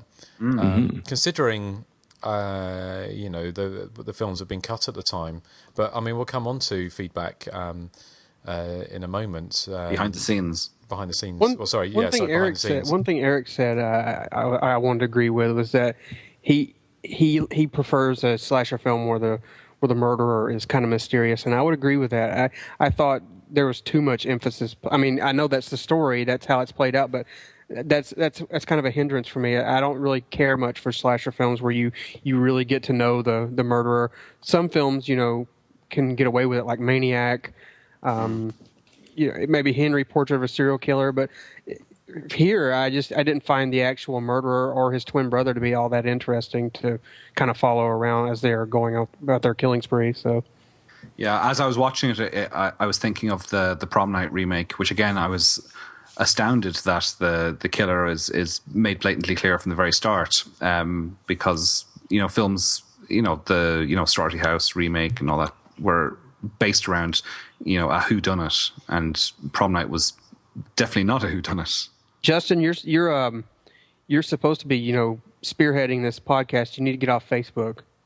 Hey? Oh, what's he been doing on Facebook? He just liked a post of mine, and the body can't continue. Well, then you're on it too. Yeah, but I'm not spearheading this. I'm just Justin. I was just checking something. I was just saying I'm waiting for a message. You should be listening to my dulcet tones and listening to what interesting facts I have to say about the movie. Now I'm really upset. I actually kind of agreed with Erik, but then I remembered that one of my favorite movies is The Slumber Party Massacre, and that killer's not hidden or anything. Yeah, but he doesn't really talk as much. Yeah, he doesn't have a story. Russ Thorne has no story. He's just an escapee from a lunatic asylum, and the emphasis of that movie is on the victims. The emphasis is not on him. See, that's fine. But when they try to delve too much into who this person is, and that's fine for some movies, but when you don't find the actual person all that interesting, it creates a problem, and at least to me. Yeah. But yeah, I did like Andrea when she said, she says he asked her what her major is, and she says it's in partying, which I thought was a wonderfully 80s, college movie line. Yes. I also liked the little girl who wouldn't let Sharon into a house because she was going to hurt her kitty. Yeah. Yeah. Yes, we'll see in the background too that the screenwriter also made a particular 80s film also. That's Would you want to talk 80s. A little bit about... Colour me intrigued. Yes, talk a little bit about background. What have you got for us? I have a lot. It's just a question of what I have that you guys don't have. So, usually we just run through it, and then if someone else, if you've already mentioned it, we just cross it off our list. Well, I can say straight up that I have a big no when it comes to feedback. You do? Or not feedback, behind the scenes. Oh, Erik. Oh, you stole my line. You stole... well, Nathan, do you have any behind the scenes? No. Yes. Oh, that's better. Yeah. All is good with the world. Mm-hmm. So background. Okay. If you'd like me to start, then I can do so. Yes, please. Okay. Well, of course, we say that the film playing on the marquee in the drive-in is called The House That Cried Murder, and that's actually the director's, John Grissmer's first film. He was actually just the producer and co-writer for it. It's just one of those PG kind of suspensey films. I think actually what they're watching on TV also is a scene from that film as well. And that got distributed by Bryanston Distributing, which a year later happened to distribute the Texas Chainsaw Massacre. And it's the only film of his that actually got a DVD release, like an actual. Well, that's not true. It's his first film that got a DVD release. That's a bootleg from a VHS source, he said. The next film that he actually wrote and directed himself was called Scalpel. Has anyone actually seen that one? It's also called False Face. I've seen a film called Scalpel. Yeah. It's the one that stars Robert Lansing, who we all know from films like Island Claws and The Nest, which is a favorite film of mine. And the other stars Judith Chapman, who also is in a Alien ripoff with Bryan Cranston back in the 90s called Dead Space. Would not recommend it, but it's got Bryan Cranston. It's another film that has, shall we say, you could say it has body doubles in it, and if you haven't seen it, it's definitely worth a watch. John Grissmer said that he has the rights to it. I'm basing it because there was a interview he did with Ultraviolent magazine like about 6 or 8 years ago that I have a copy of, so I'm sort of reading the background based on his interview. So he basically said that he was hired, it was a direct hire for Blood Rage by Marianne Cantor, who is the producer who also played the Doctor. Got recommended because she saw Scalpel, of course, and thought that he was the right person for the job for that. The screenwriter is listed as Bruce Rubin, and he is not the Bruce Joel Rubin, who we all know is the Oscar-winning writer of Ghost, but it's actually Bruce Rubin who happened to write the classic 80s film Zapped. So I'm sure we've all seen that film. I have. And can thank him for that. But let's see. So basically, Marianne Cantor had also produced a mystery film from 1976 called Dark August. The unique thing about that, it had Kim Hunter, who starred in a film that someone we all know likes very much called Bad Ronald. And in the 60s, she herself had did some acting and a few groovy and far-out films. One of them was called Devil's Angels, had Mimsy Farmer. And the other one was called Hallucination Generation, which starred the immortal Danny Stone, who's also known as Danny Steinman, the director of Friday the 13th Part 5. So John Grissmer said that casting Marianne was his choice because, quote, she had a weird edge about her that I thought might work out for the film. Did anyone notice a weird edge about her in the film? Her chin? Maybe so. She has a big chin. Yes. What's her chin?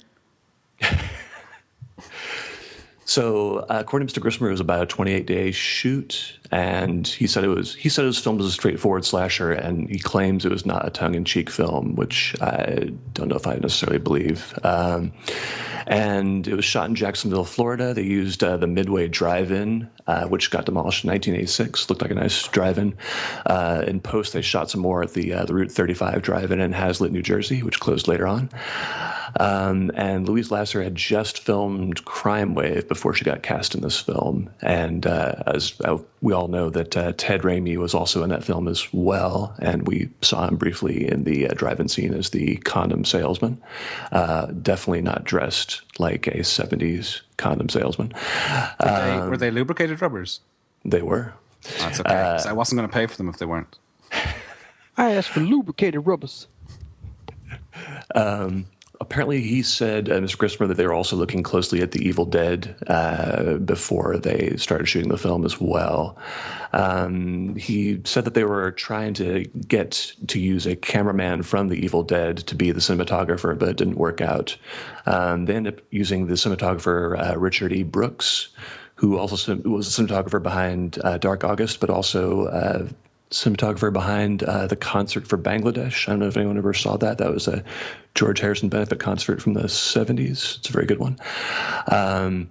So he's director of photography in this film. And we also know that the composer, Richard Einhorn, also composed a bunch of other slasher movies as well that we've seen, like Don't Go Into the House, Eyes of a Stranger, and The Prowler. The editor was Michael R. Miller, who also edited some of other Coen Brothers films like Raising Arizona and Miller's Crossing, as well as Anaconda. Mr. Grissmer claimed that the Coen Brothers actually saw the film while it was being edited, and he claims that the televangelist on the radio that is being played in the background when Louise Lasser's fiance gets killed was an idea lifted from them by Michael Miller.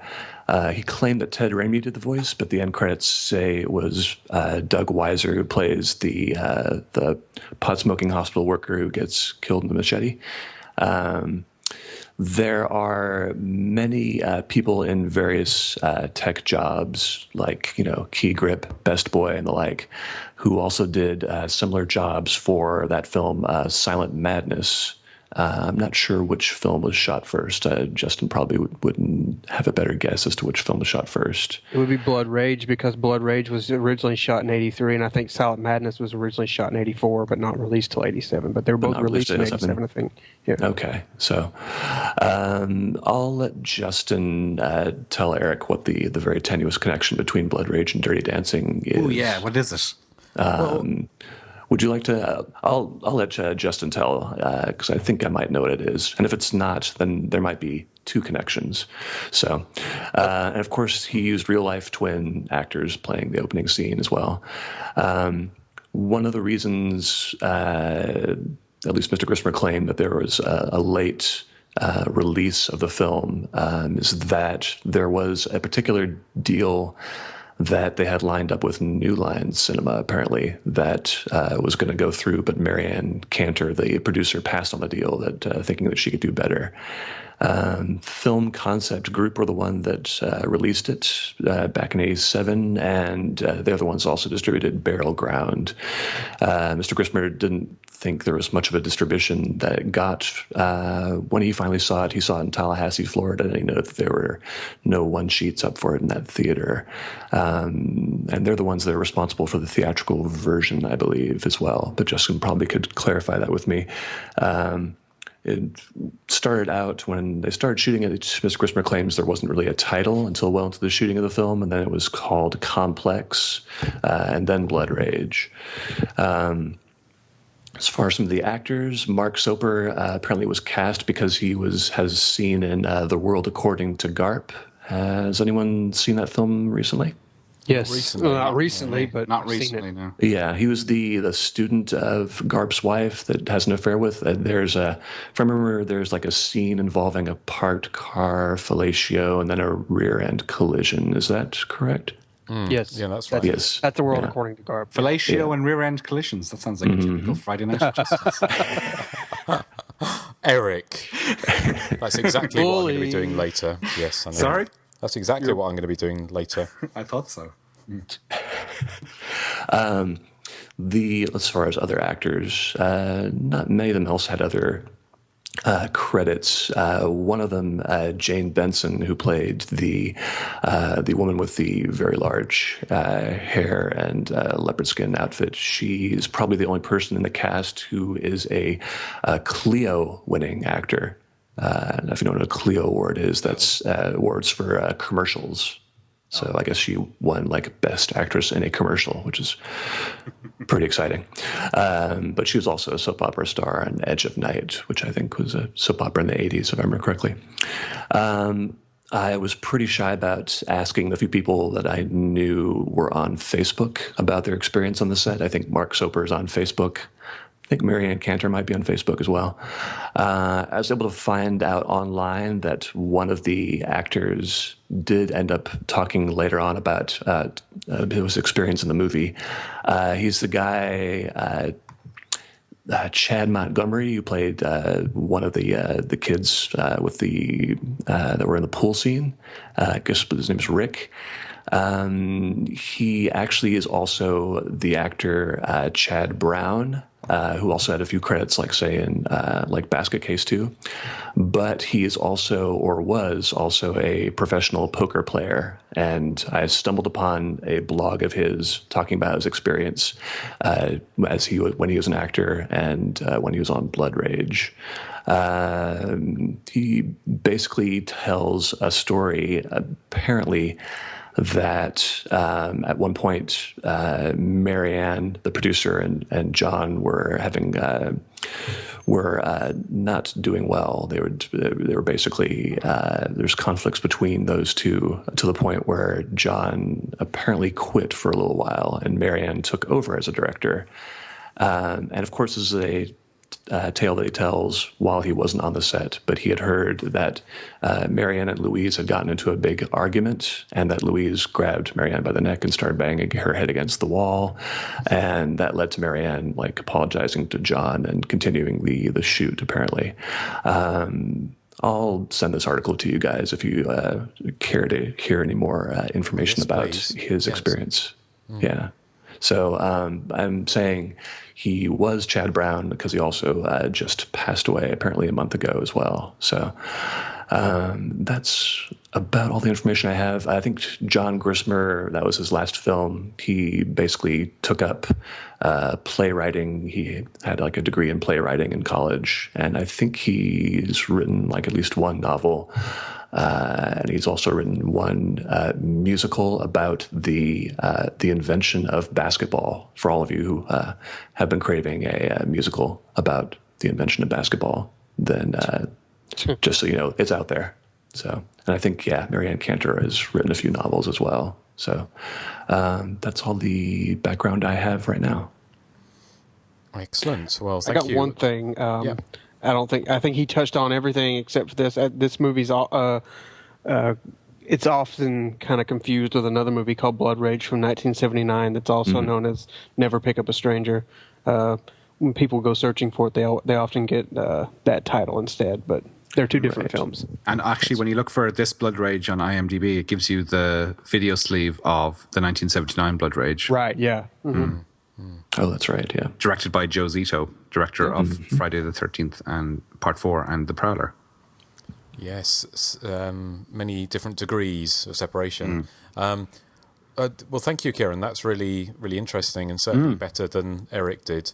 So, hey, why are you bullying? Why are you targeting me? Well, sorry. Well, usually so forthcoming, Erik, but obviously this time you couldn't be bothered. Well, because I was too busy boogieing down to Dirty Dancing and an outdoor screening. Now tell me, what's the connection? Okay, well, the connection is it's very tenuous. Actually, Kieran, you might have a different connection, but the film was. Let me just see if I can get this up. It was production. The production company was Film Limited Partnership, who was also something to do. Let me see.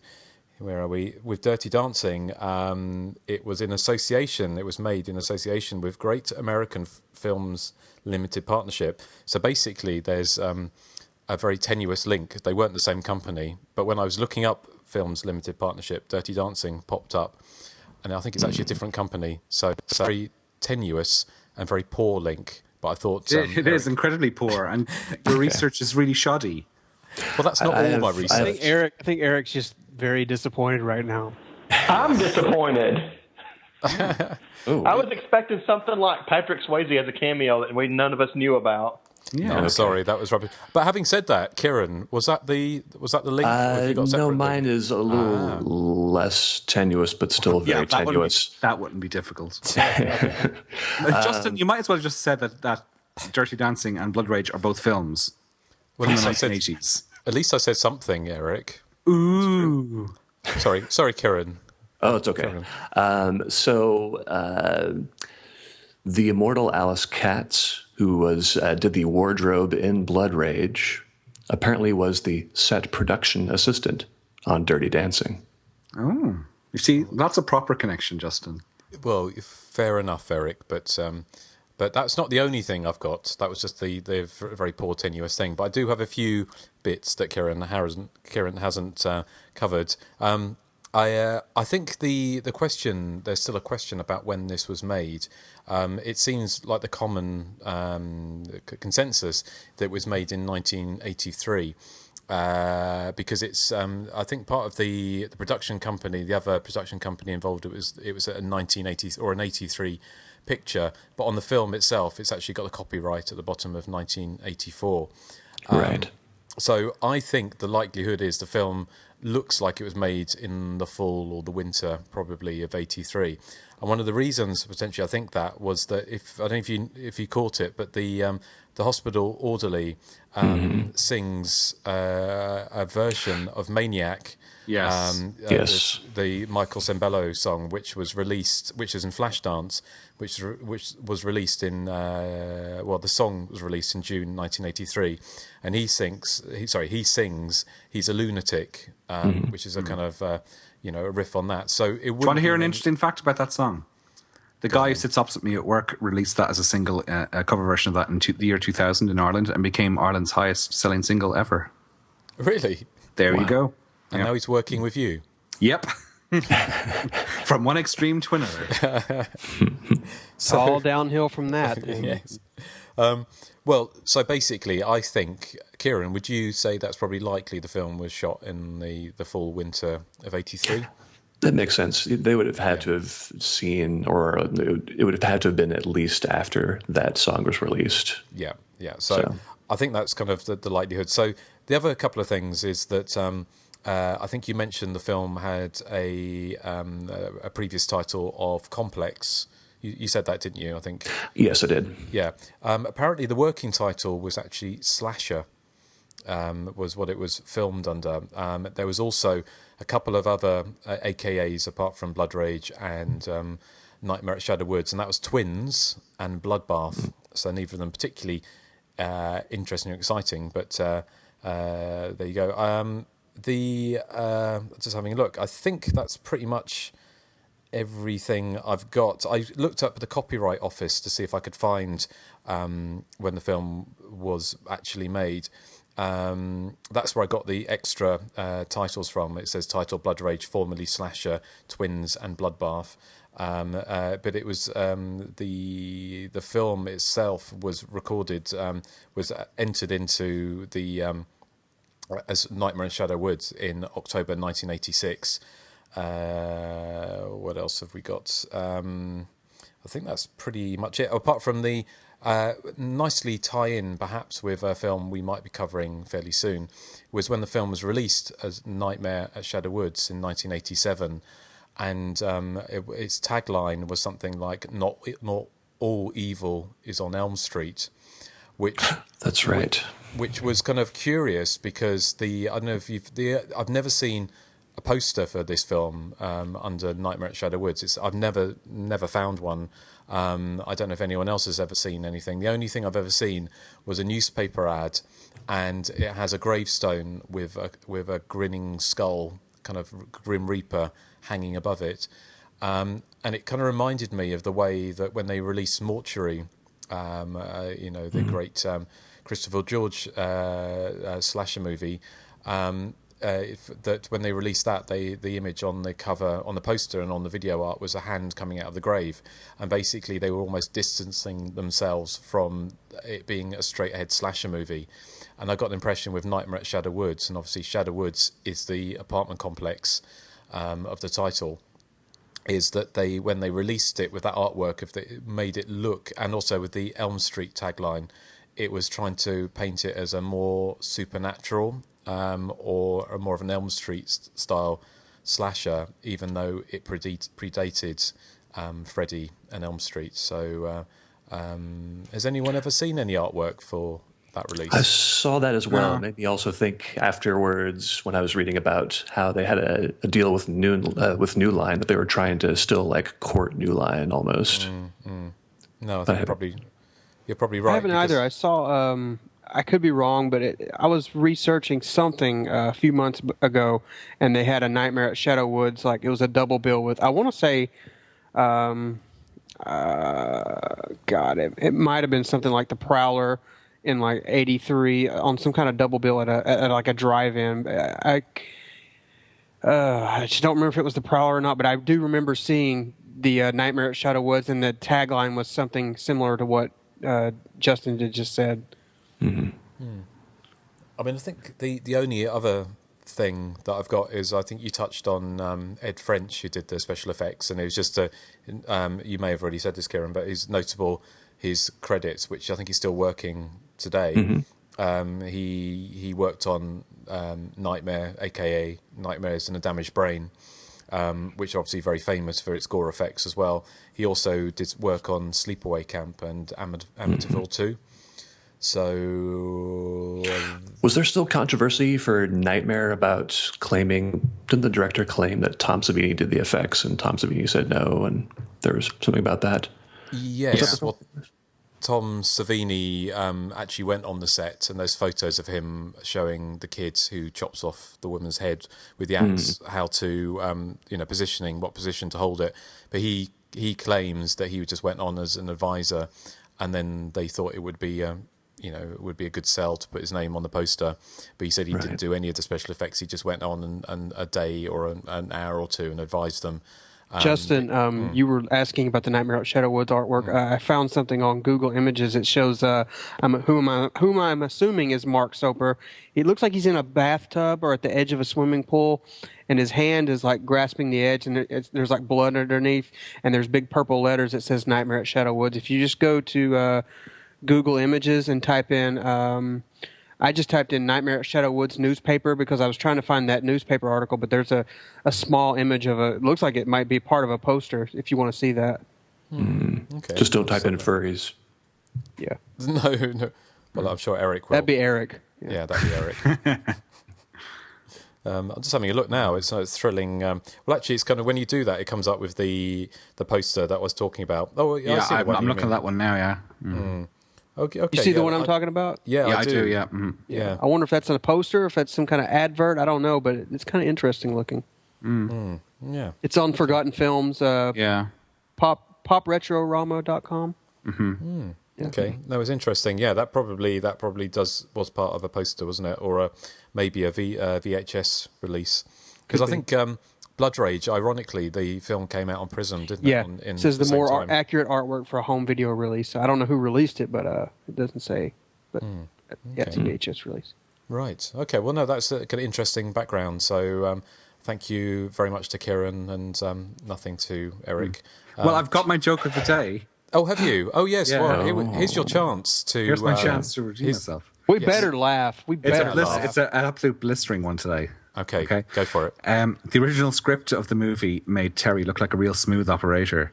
It was called Nightmare at Shadow Woods.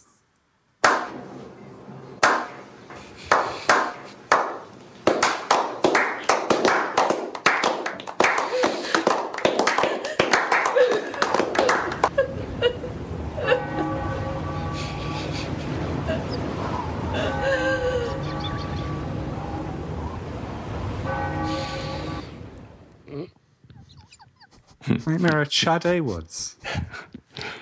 We say Charday in the US, but yes, we get the joke. Okay. Shadow Woods then. Okay. Let's move on to feedback. Yeah, I would have said something like, "It's a nightmare at Shadow Woods tonight." Yeah, I wouldn't have got that. Like instead of Shadows of the Night? No, I don't know that song. Who sings it? Pat Benatar. Pat Benatar. Oh, don't know that one. I know Love is a Battlefield. Then you're just useless in this episode. Erik. No, you're useless. Erik, Yes, I told him. You're inching. You told me. Towards, you put me in my place. Yeah, I'm what? You're inching towards making us laugh. So, admittedly, there's inching along a highway, and we're in another state. I wouldn't have chuckled under my breath if it weren't for the sound effects that Justin has ready what every was the sound time. effect? Was it popcorn or something? That was slow clapping. Oh. I forgot that you're kind of shoddy in the sound effects department. Oh, really? Okay. Yeah. I'm sure other podcasts have better sound effects. Do you reckon? Yeah. Okay. That's all I have to say. Yeah. What a bully. I do apologise, Kieran, again for Erik. We do try and edit out most of his tantrums and his bad behaviour, but sometimes a couple of things slip in. He's only on the show because he has a very famous uncle who forced our hand. Is this the part where people are talking about the benefits of Toya versus Susie? Is that where this? Toya. Is that where it happens? It hasn't happened for a little while, but it hasn't. We watch a movie called Nightmare at Toya Woods. We'll watch that, wouldn't we? Blood suit. I don't know. All right, I'm trying to think if I could tell any joke about Toya. There's so many. There's no. You could just say her name. You could just say her name. Let's see. Oh, Eric, I'm trying to remember what Toya's been on television lately. Go on. No, keep going. No, you'll have to name some credits that she was on lately. She was on Celebrity Cash in the Attic. Oh, Cash in the Attic. Yeah, okay. I have seen that. I've seen that show before. Celebrity Hunters. She's having a yard sale. So Cash in the Attic is the show that she was on? Yeah, it's a celebrity. Okay, that's good. So when they looked in her attic, did all they find were toys? Oh dear. Toyas. Oh dear. I think that might have been worse than Eric's joke. Sorry. No? Yikes. Was in the attic? See, I just would have said she's just trying to have a yard sale because she's broke, but I don't know. She's not broke. She's married to Robert Fripp. He played guitar on Heroes by Dave Bowie. Wait, so he's he's married to him? Loaded, yeah. Oh. Well, he would need to be. Somebody has to subsidise. Doesn't, He'd have to be loaded to be married to her, and I'm not talking financially. Oh, Joseph. That's horrible. Hey, wait a minute, Justin. You're supposed to laugh. You're against her. I never said I was against Toya. No, actually, I did. Luckily, I mean, who would want to be multiple against times. her? Well, I think the Toya Susie thing has already been settled. So I think that's probably why we're. That's what. Sorry. Oh, right. Yeah, the Cyndi conclusion Lauper. everyone That's reached. right. Well, of course. Well, Susie was better. Toya rules. Well, Toya Susie's rules. no. Toya rules. Justin drools. Yeah. I was watching a documentary about Mark Bolan, and apparently he was going to produce their first album before he died. Who? Susie and the Banshees. But no, actually, I think he was going to produce. Then he found out he was going to produce Toya's first album, so he drove into a tree. You're horrible. See, I was kind of hoping we could just move off of Toya and Susie. Yeah. Maybe go for something like Davy Van Day from Dollar or something. He's cool as well. Burger Van Day. Yeah, Burger Van Day. That's it. Yes. See, Karen, see what you started. There was it was smouldering away, the resentment in the background. Yeah. Eric never got over Toya's. I'm throwing that flop. Video Nasty's DVD in the bin where it belongs. Because you're okay. on it. It says, please send to Justin. Right, okay. Send it to the trash can, Eric. Send it to the I can hear him doing it. Yep, that's me doing it. Is it? Eric, how could you? Here I go. There, it's gone now. Well, I think it's slightly ironic you're criticising me for the sound effects. That was actually a real bin. I'm in the not in the kitchen. I'm in the living room today, which has a kitchenette off it. Is that where you've just put it on top of all the Toya records? Ooh. Okay. Nice talk, skinny boy. Was that your cheeks? No, this is my cheeks. Oh God, I knew it was going to be. It's I was too going to say good to be true. I was going to say that was Nathan's dog, but it might actually be Toya. Stop this now. We're going to move on to feedback now, aren't we? I'm not going to be able to make feedback, I'm afraid. I have to go work my second job. Okay. So I will have to listen to this feedback after the fact. Okay. Well, thank you, Nathan. Yes, thank you, Nathan. It was definitely a pleasure. Ever the consummate professional. Yes. I know that I am. And the peacekeeper. Am I?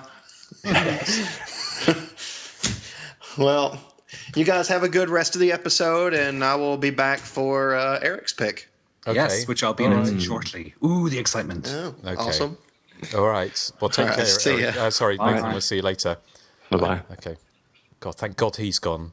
Yeah. God, I hope we never have to hear from him again. Yeah. Not really, Nathan, if you're listening. Oh, he's gone now. He heard that. Eric, how could you? He's crying now. Yeah. Well done, Justin. Upsetting more people. No, we love you, Nathan, as you know. I'm only joking. Yeah, I would have said the same if it was Eric. I have to hang around him because I've known him for years, so I actually have to deal with him on a daily basis. So. Well, you direct films with him, don't you? Yeah, that's right. Is he a good kisser? He's also my gym buddy. So okay, No, we were roommates. Is that euphemism? No, it's not a euphemism. We actually he actually joins me at the gym, so he's my accountability buddy. Woohoo! But what does that mean? It means if we're trying to get in physical shape, so one of us will say, hey, don't skip the gym this week. Come on, we got to do this. We're kind of like so motivation, shouting slogans at one another. Okay. Oh, nice. What, like, oh God, more and more? Yes, exactly. So do you get to the gym and then you rub each other up and baby oil and we oil our muscles. Okay. With bronzer oil. Muscle. I put bronzer all over my chest. It gets kind of stuck in all the hair on my chest, but whatever. Okay, well, again, that's probably a little bit more information. This is really going off the rails. This is going off the rails. So let's bring it back onto the rails, unlike Toy's career. And talk about feedback. What? When was Susie on Celebrity Cash in the Attic? Well, never. I think that is slightly a self-defeating point. I think Toya might have been trying to sell one of her albums on there. Go away, everyone. Okay, well, feedback. Okay, I'm putting my foot down now. Listen. It's a good sound effect. That was like a vegan foot, if ever I heard one. A vegan foot. Well, how would a vegan foot sound? Weak. Eric? Weak. Oh, I see. Right. Okay. Well, listen to this. How about that? It sounds slightly better. Yeah. Okay, not enough protein in that stomp. Yeah. Right. Let's just get on with feedback. And after all of that, how much feedback have we actually got? We got one. We got one. So all of that, they've been waiting around, our listeners, for this one bit of feedback. Yeah. So who's going to read that out? Joseph, is that you? It's from Mike Tomlinson from London, he says. Very quick question. Is Justin still planning a book on Final Girls? I heard it mentioned many episodes ago and thought it would be a fascinating subject to cover. Probably have to pay some sort of homage to the women's lib movement of the 70s and how slashers for in it to that. So what? He kind of got word wanged. He got word wanged. Word wanged. Yeah. To the women's lib movement of the 70s and how slashers for in it to that. So if imagine it's a huge subject to cover. You get what he's saying. Huge love to you all. P.S. Did you know that Kieran Edwards was in Neighbors? Mike Tomlinson. I was. Oh. I didn't know that. Fair dinkum. Fair dinkum. To answer his question, it's kind of it's in limbo at the moment. It's not dead, unlike Toy's career. But hey, stop it! It's in limbo, and it may resurrect at some point. I'm actually not sure. it's a good idea for a book. If I'm not going to buy it. Oh, you'll just download it from Cinemageddon. Yeah. Yeah, like a scene. Do you mean? Yeah, my book has been. If you want to read my book for free, it has been Baby Jesus. See, we're releasing the DVDs to the night before Easter in a few weeks. I can't wait till people start Baby Jesusing my film. So I'll get my karma will come my way. Well, for all the illegalities I've hoisted upon starving filmmakers. Potential illegalities, in case anyone's listening. Right. So no one's Baby Jesus does Slice and Dice, I hope. No. I bought the original DVD. Well, I've got the original DVD. Yeah, actually, I saw it. It's good. I saw it in the theater. Oh, did you? Okay. I saw it in the cinema. I saw it in the cinema as well at a festival. Yeah, there was a festival in San Francisco that they showed it at, actually. Okay. Hey, Eric, do you have a copy of that? I do. On DVD. I don't really want to Baby Jesus that, and I really can't afford to see it right now. Could you send me a copy? I could never do such a thing. Oh, okay. I understand, Eric. I understand. Well, just go back to Mike's original question. Just say, I'm just repeating myself now, but it's something that I've got in the back of my mind, and I've got a cunning plan for it. So I'm thinking hopefully I might have some news about it after the summer, because I've got a good idea how to get that not kickstarted, not exactly, not a Kickstarter, but how to actually open up a few avenues to certain people. You could use something like that. I think you'd get a lot of donations for it.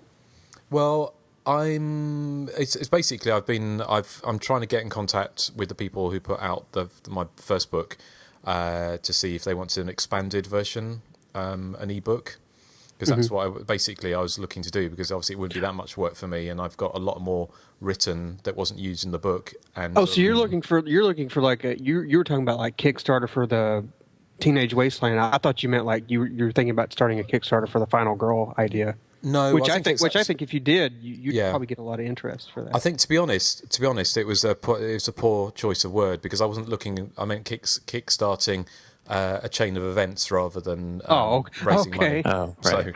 So sorry, that was a poor choice of words. But still, I still think if you did go that avenue, you'd probably get a lot of interest. Yeah.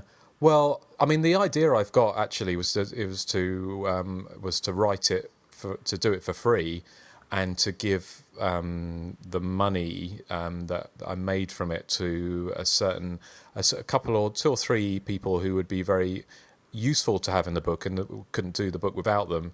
Actually, give the money to their favourite charities, and that was my idea of seeing if they would get involved in it. And I thought that might be quite a good way of doing it. Getting Toya something to eat.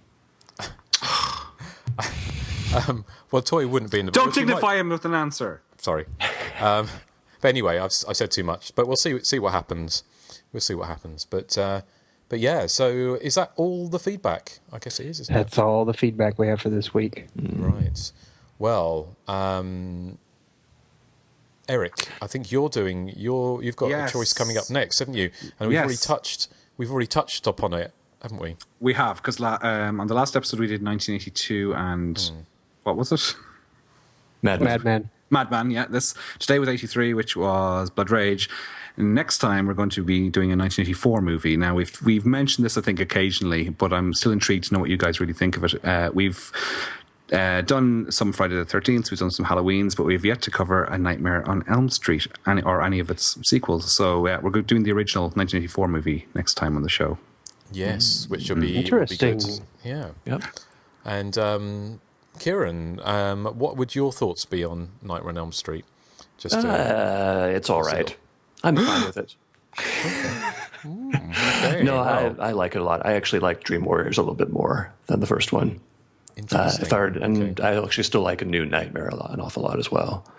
I actually, well, I'm going to be banned right now, but I actually don't hate the remake either. Oh, really? Well, that's interesting, because it's on streaming now for free, but I've never watched the remake because I just presumed it was too dreadful for words. But it you're is. saying It is too dreadful for words. Okay. I'm actually a big fan of Jackie Earle Haley, and I actually like what he did in that film, personally. But that's just me. I think the problem is that the guy playing Freddy's good, but the rest of the movie is just so drab and lifeless, and the characters are dull. That's it, exactly. And with all the CGI technology you have now, the nightmare sequences are incredibly unimaginative. Yeah, very. Well, I still like it. Well, it remains to be seen what we think about it, doesn't it? So we'll keep stum until then. But take the opportunity now to say thank you, Kieran, for coming on the show. Thank you, Kieran. It's been an absolute pleasure. Even though you scratched an old wound. Yes, I did. Well, one thing is that we had Meep on the show at one point, right? Was it? Yeah. And we've had Johnny on a couple times, so maybe sometime in the future you could come back for another episode, Kieran. Oh yeah, I would very much like it. There are plenty of films out there to choose from. Excellent. No, we'd love you to. So, yes, it's been great. And hopefully, if we can persuade you to do help with a trailer, then you can. Yeah, just let me know. Again. Yes. I'm always available. Well, Joseph, you were looking into that, weren't you? Yeah, I'm not sure when, but I will get around to that because I think we were talking about advertising with other podcasts, like having little adverts. So yeah, that's right. Okay, excellent. Well, I was trying to think what we're going to play out with, and I probably just some more music from Blood Rage. I actually liked the soundtrack. We didn't actually talk about the soundtrack, but I thought it was quite a good one. It reminded me a little bit of the soundtrack to Chopping Mall. Kieran said something about it. He said how the movie's so downbeat, it has this kind of upbeat kind of synthesizer soundtrack. Yeah, it does. Yeah, I liked it. Yeah, I liked it as well. Actually. Yeah, probably one of the better aspects. He scored a few good films too. So, who did? Sorry. He also scored a few other good films I mentioned as well, right? Like The Prowler. And so. What, the guy who did this? Mm-hmm. Okay, cool. Okay, excellent. Right. Well, we're gone over the 2-hour mark, so we found lots to talk about Blood Rage. So again, thanks to Kieran for coming up with so much background information. All of us except Erik. Yes. Nathan had none either, and I had a brilliant joke of the week. Yes. A brilliant joke of the week. It was brilliant, yes. Thank you. So, thank you again to Kieran, and obviously to everyone. Thank you for listening. And if you want to give us some feedback on this episode, actually, I played the contact details. Let's play the contact details. This is how you can get in touch with the show. Be sure to search for and like us on Facebook. Follow us on Twitter at THC_podcast.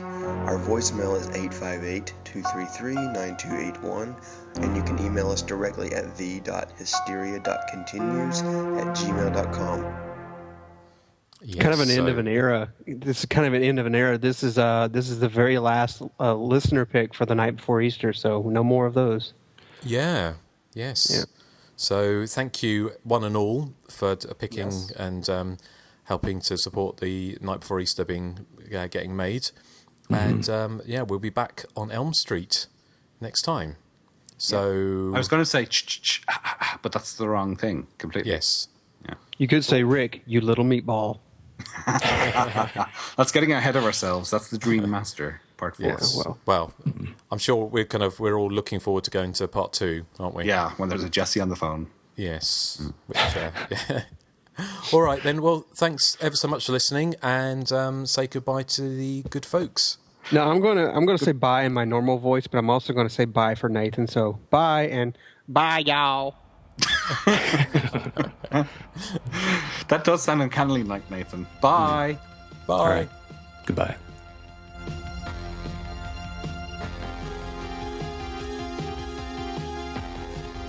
I think it's good to do a listener question because Kieran should experience the full, the whole enchilada when it comes to the podcast.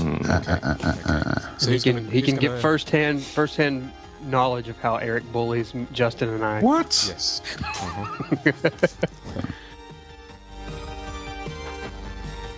I was going to do my hi, this is Alan Dale from Neighbours impression, but I'm sick of Alan Dale. That's strange. I got a phone call from him the other day. Yeah. What did he say?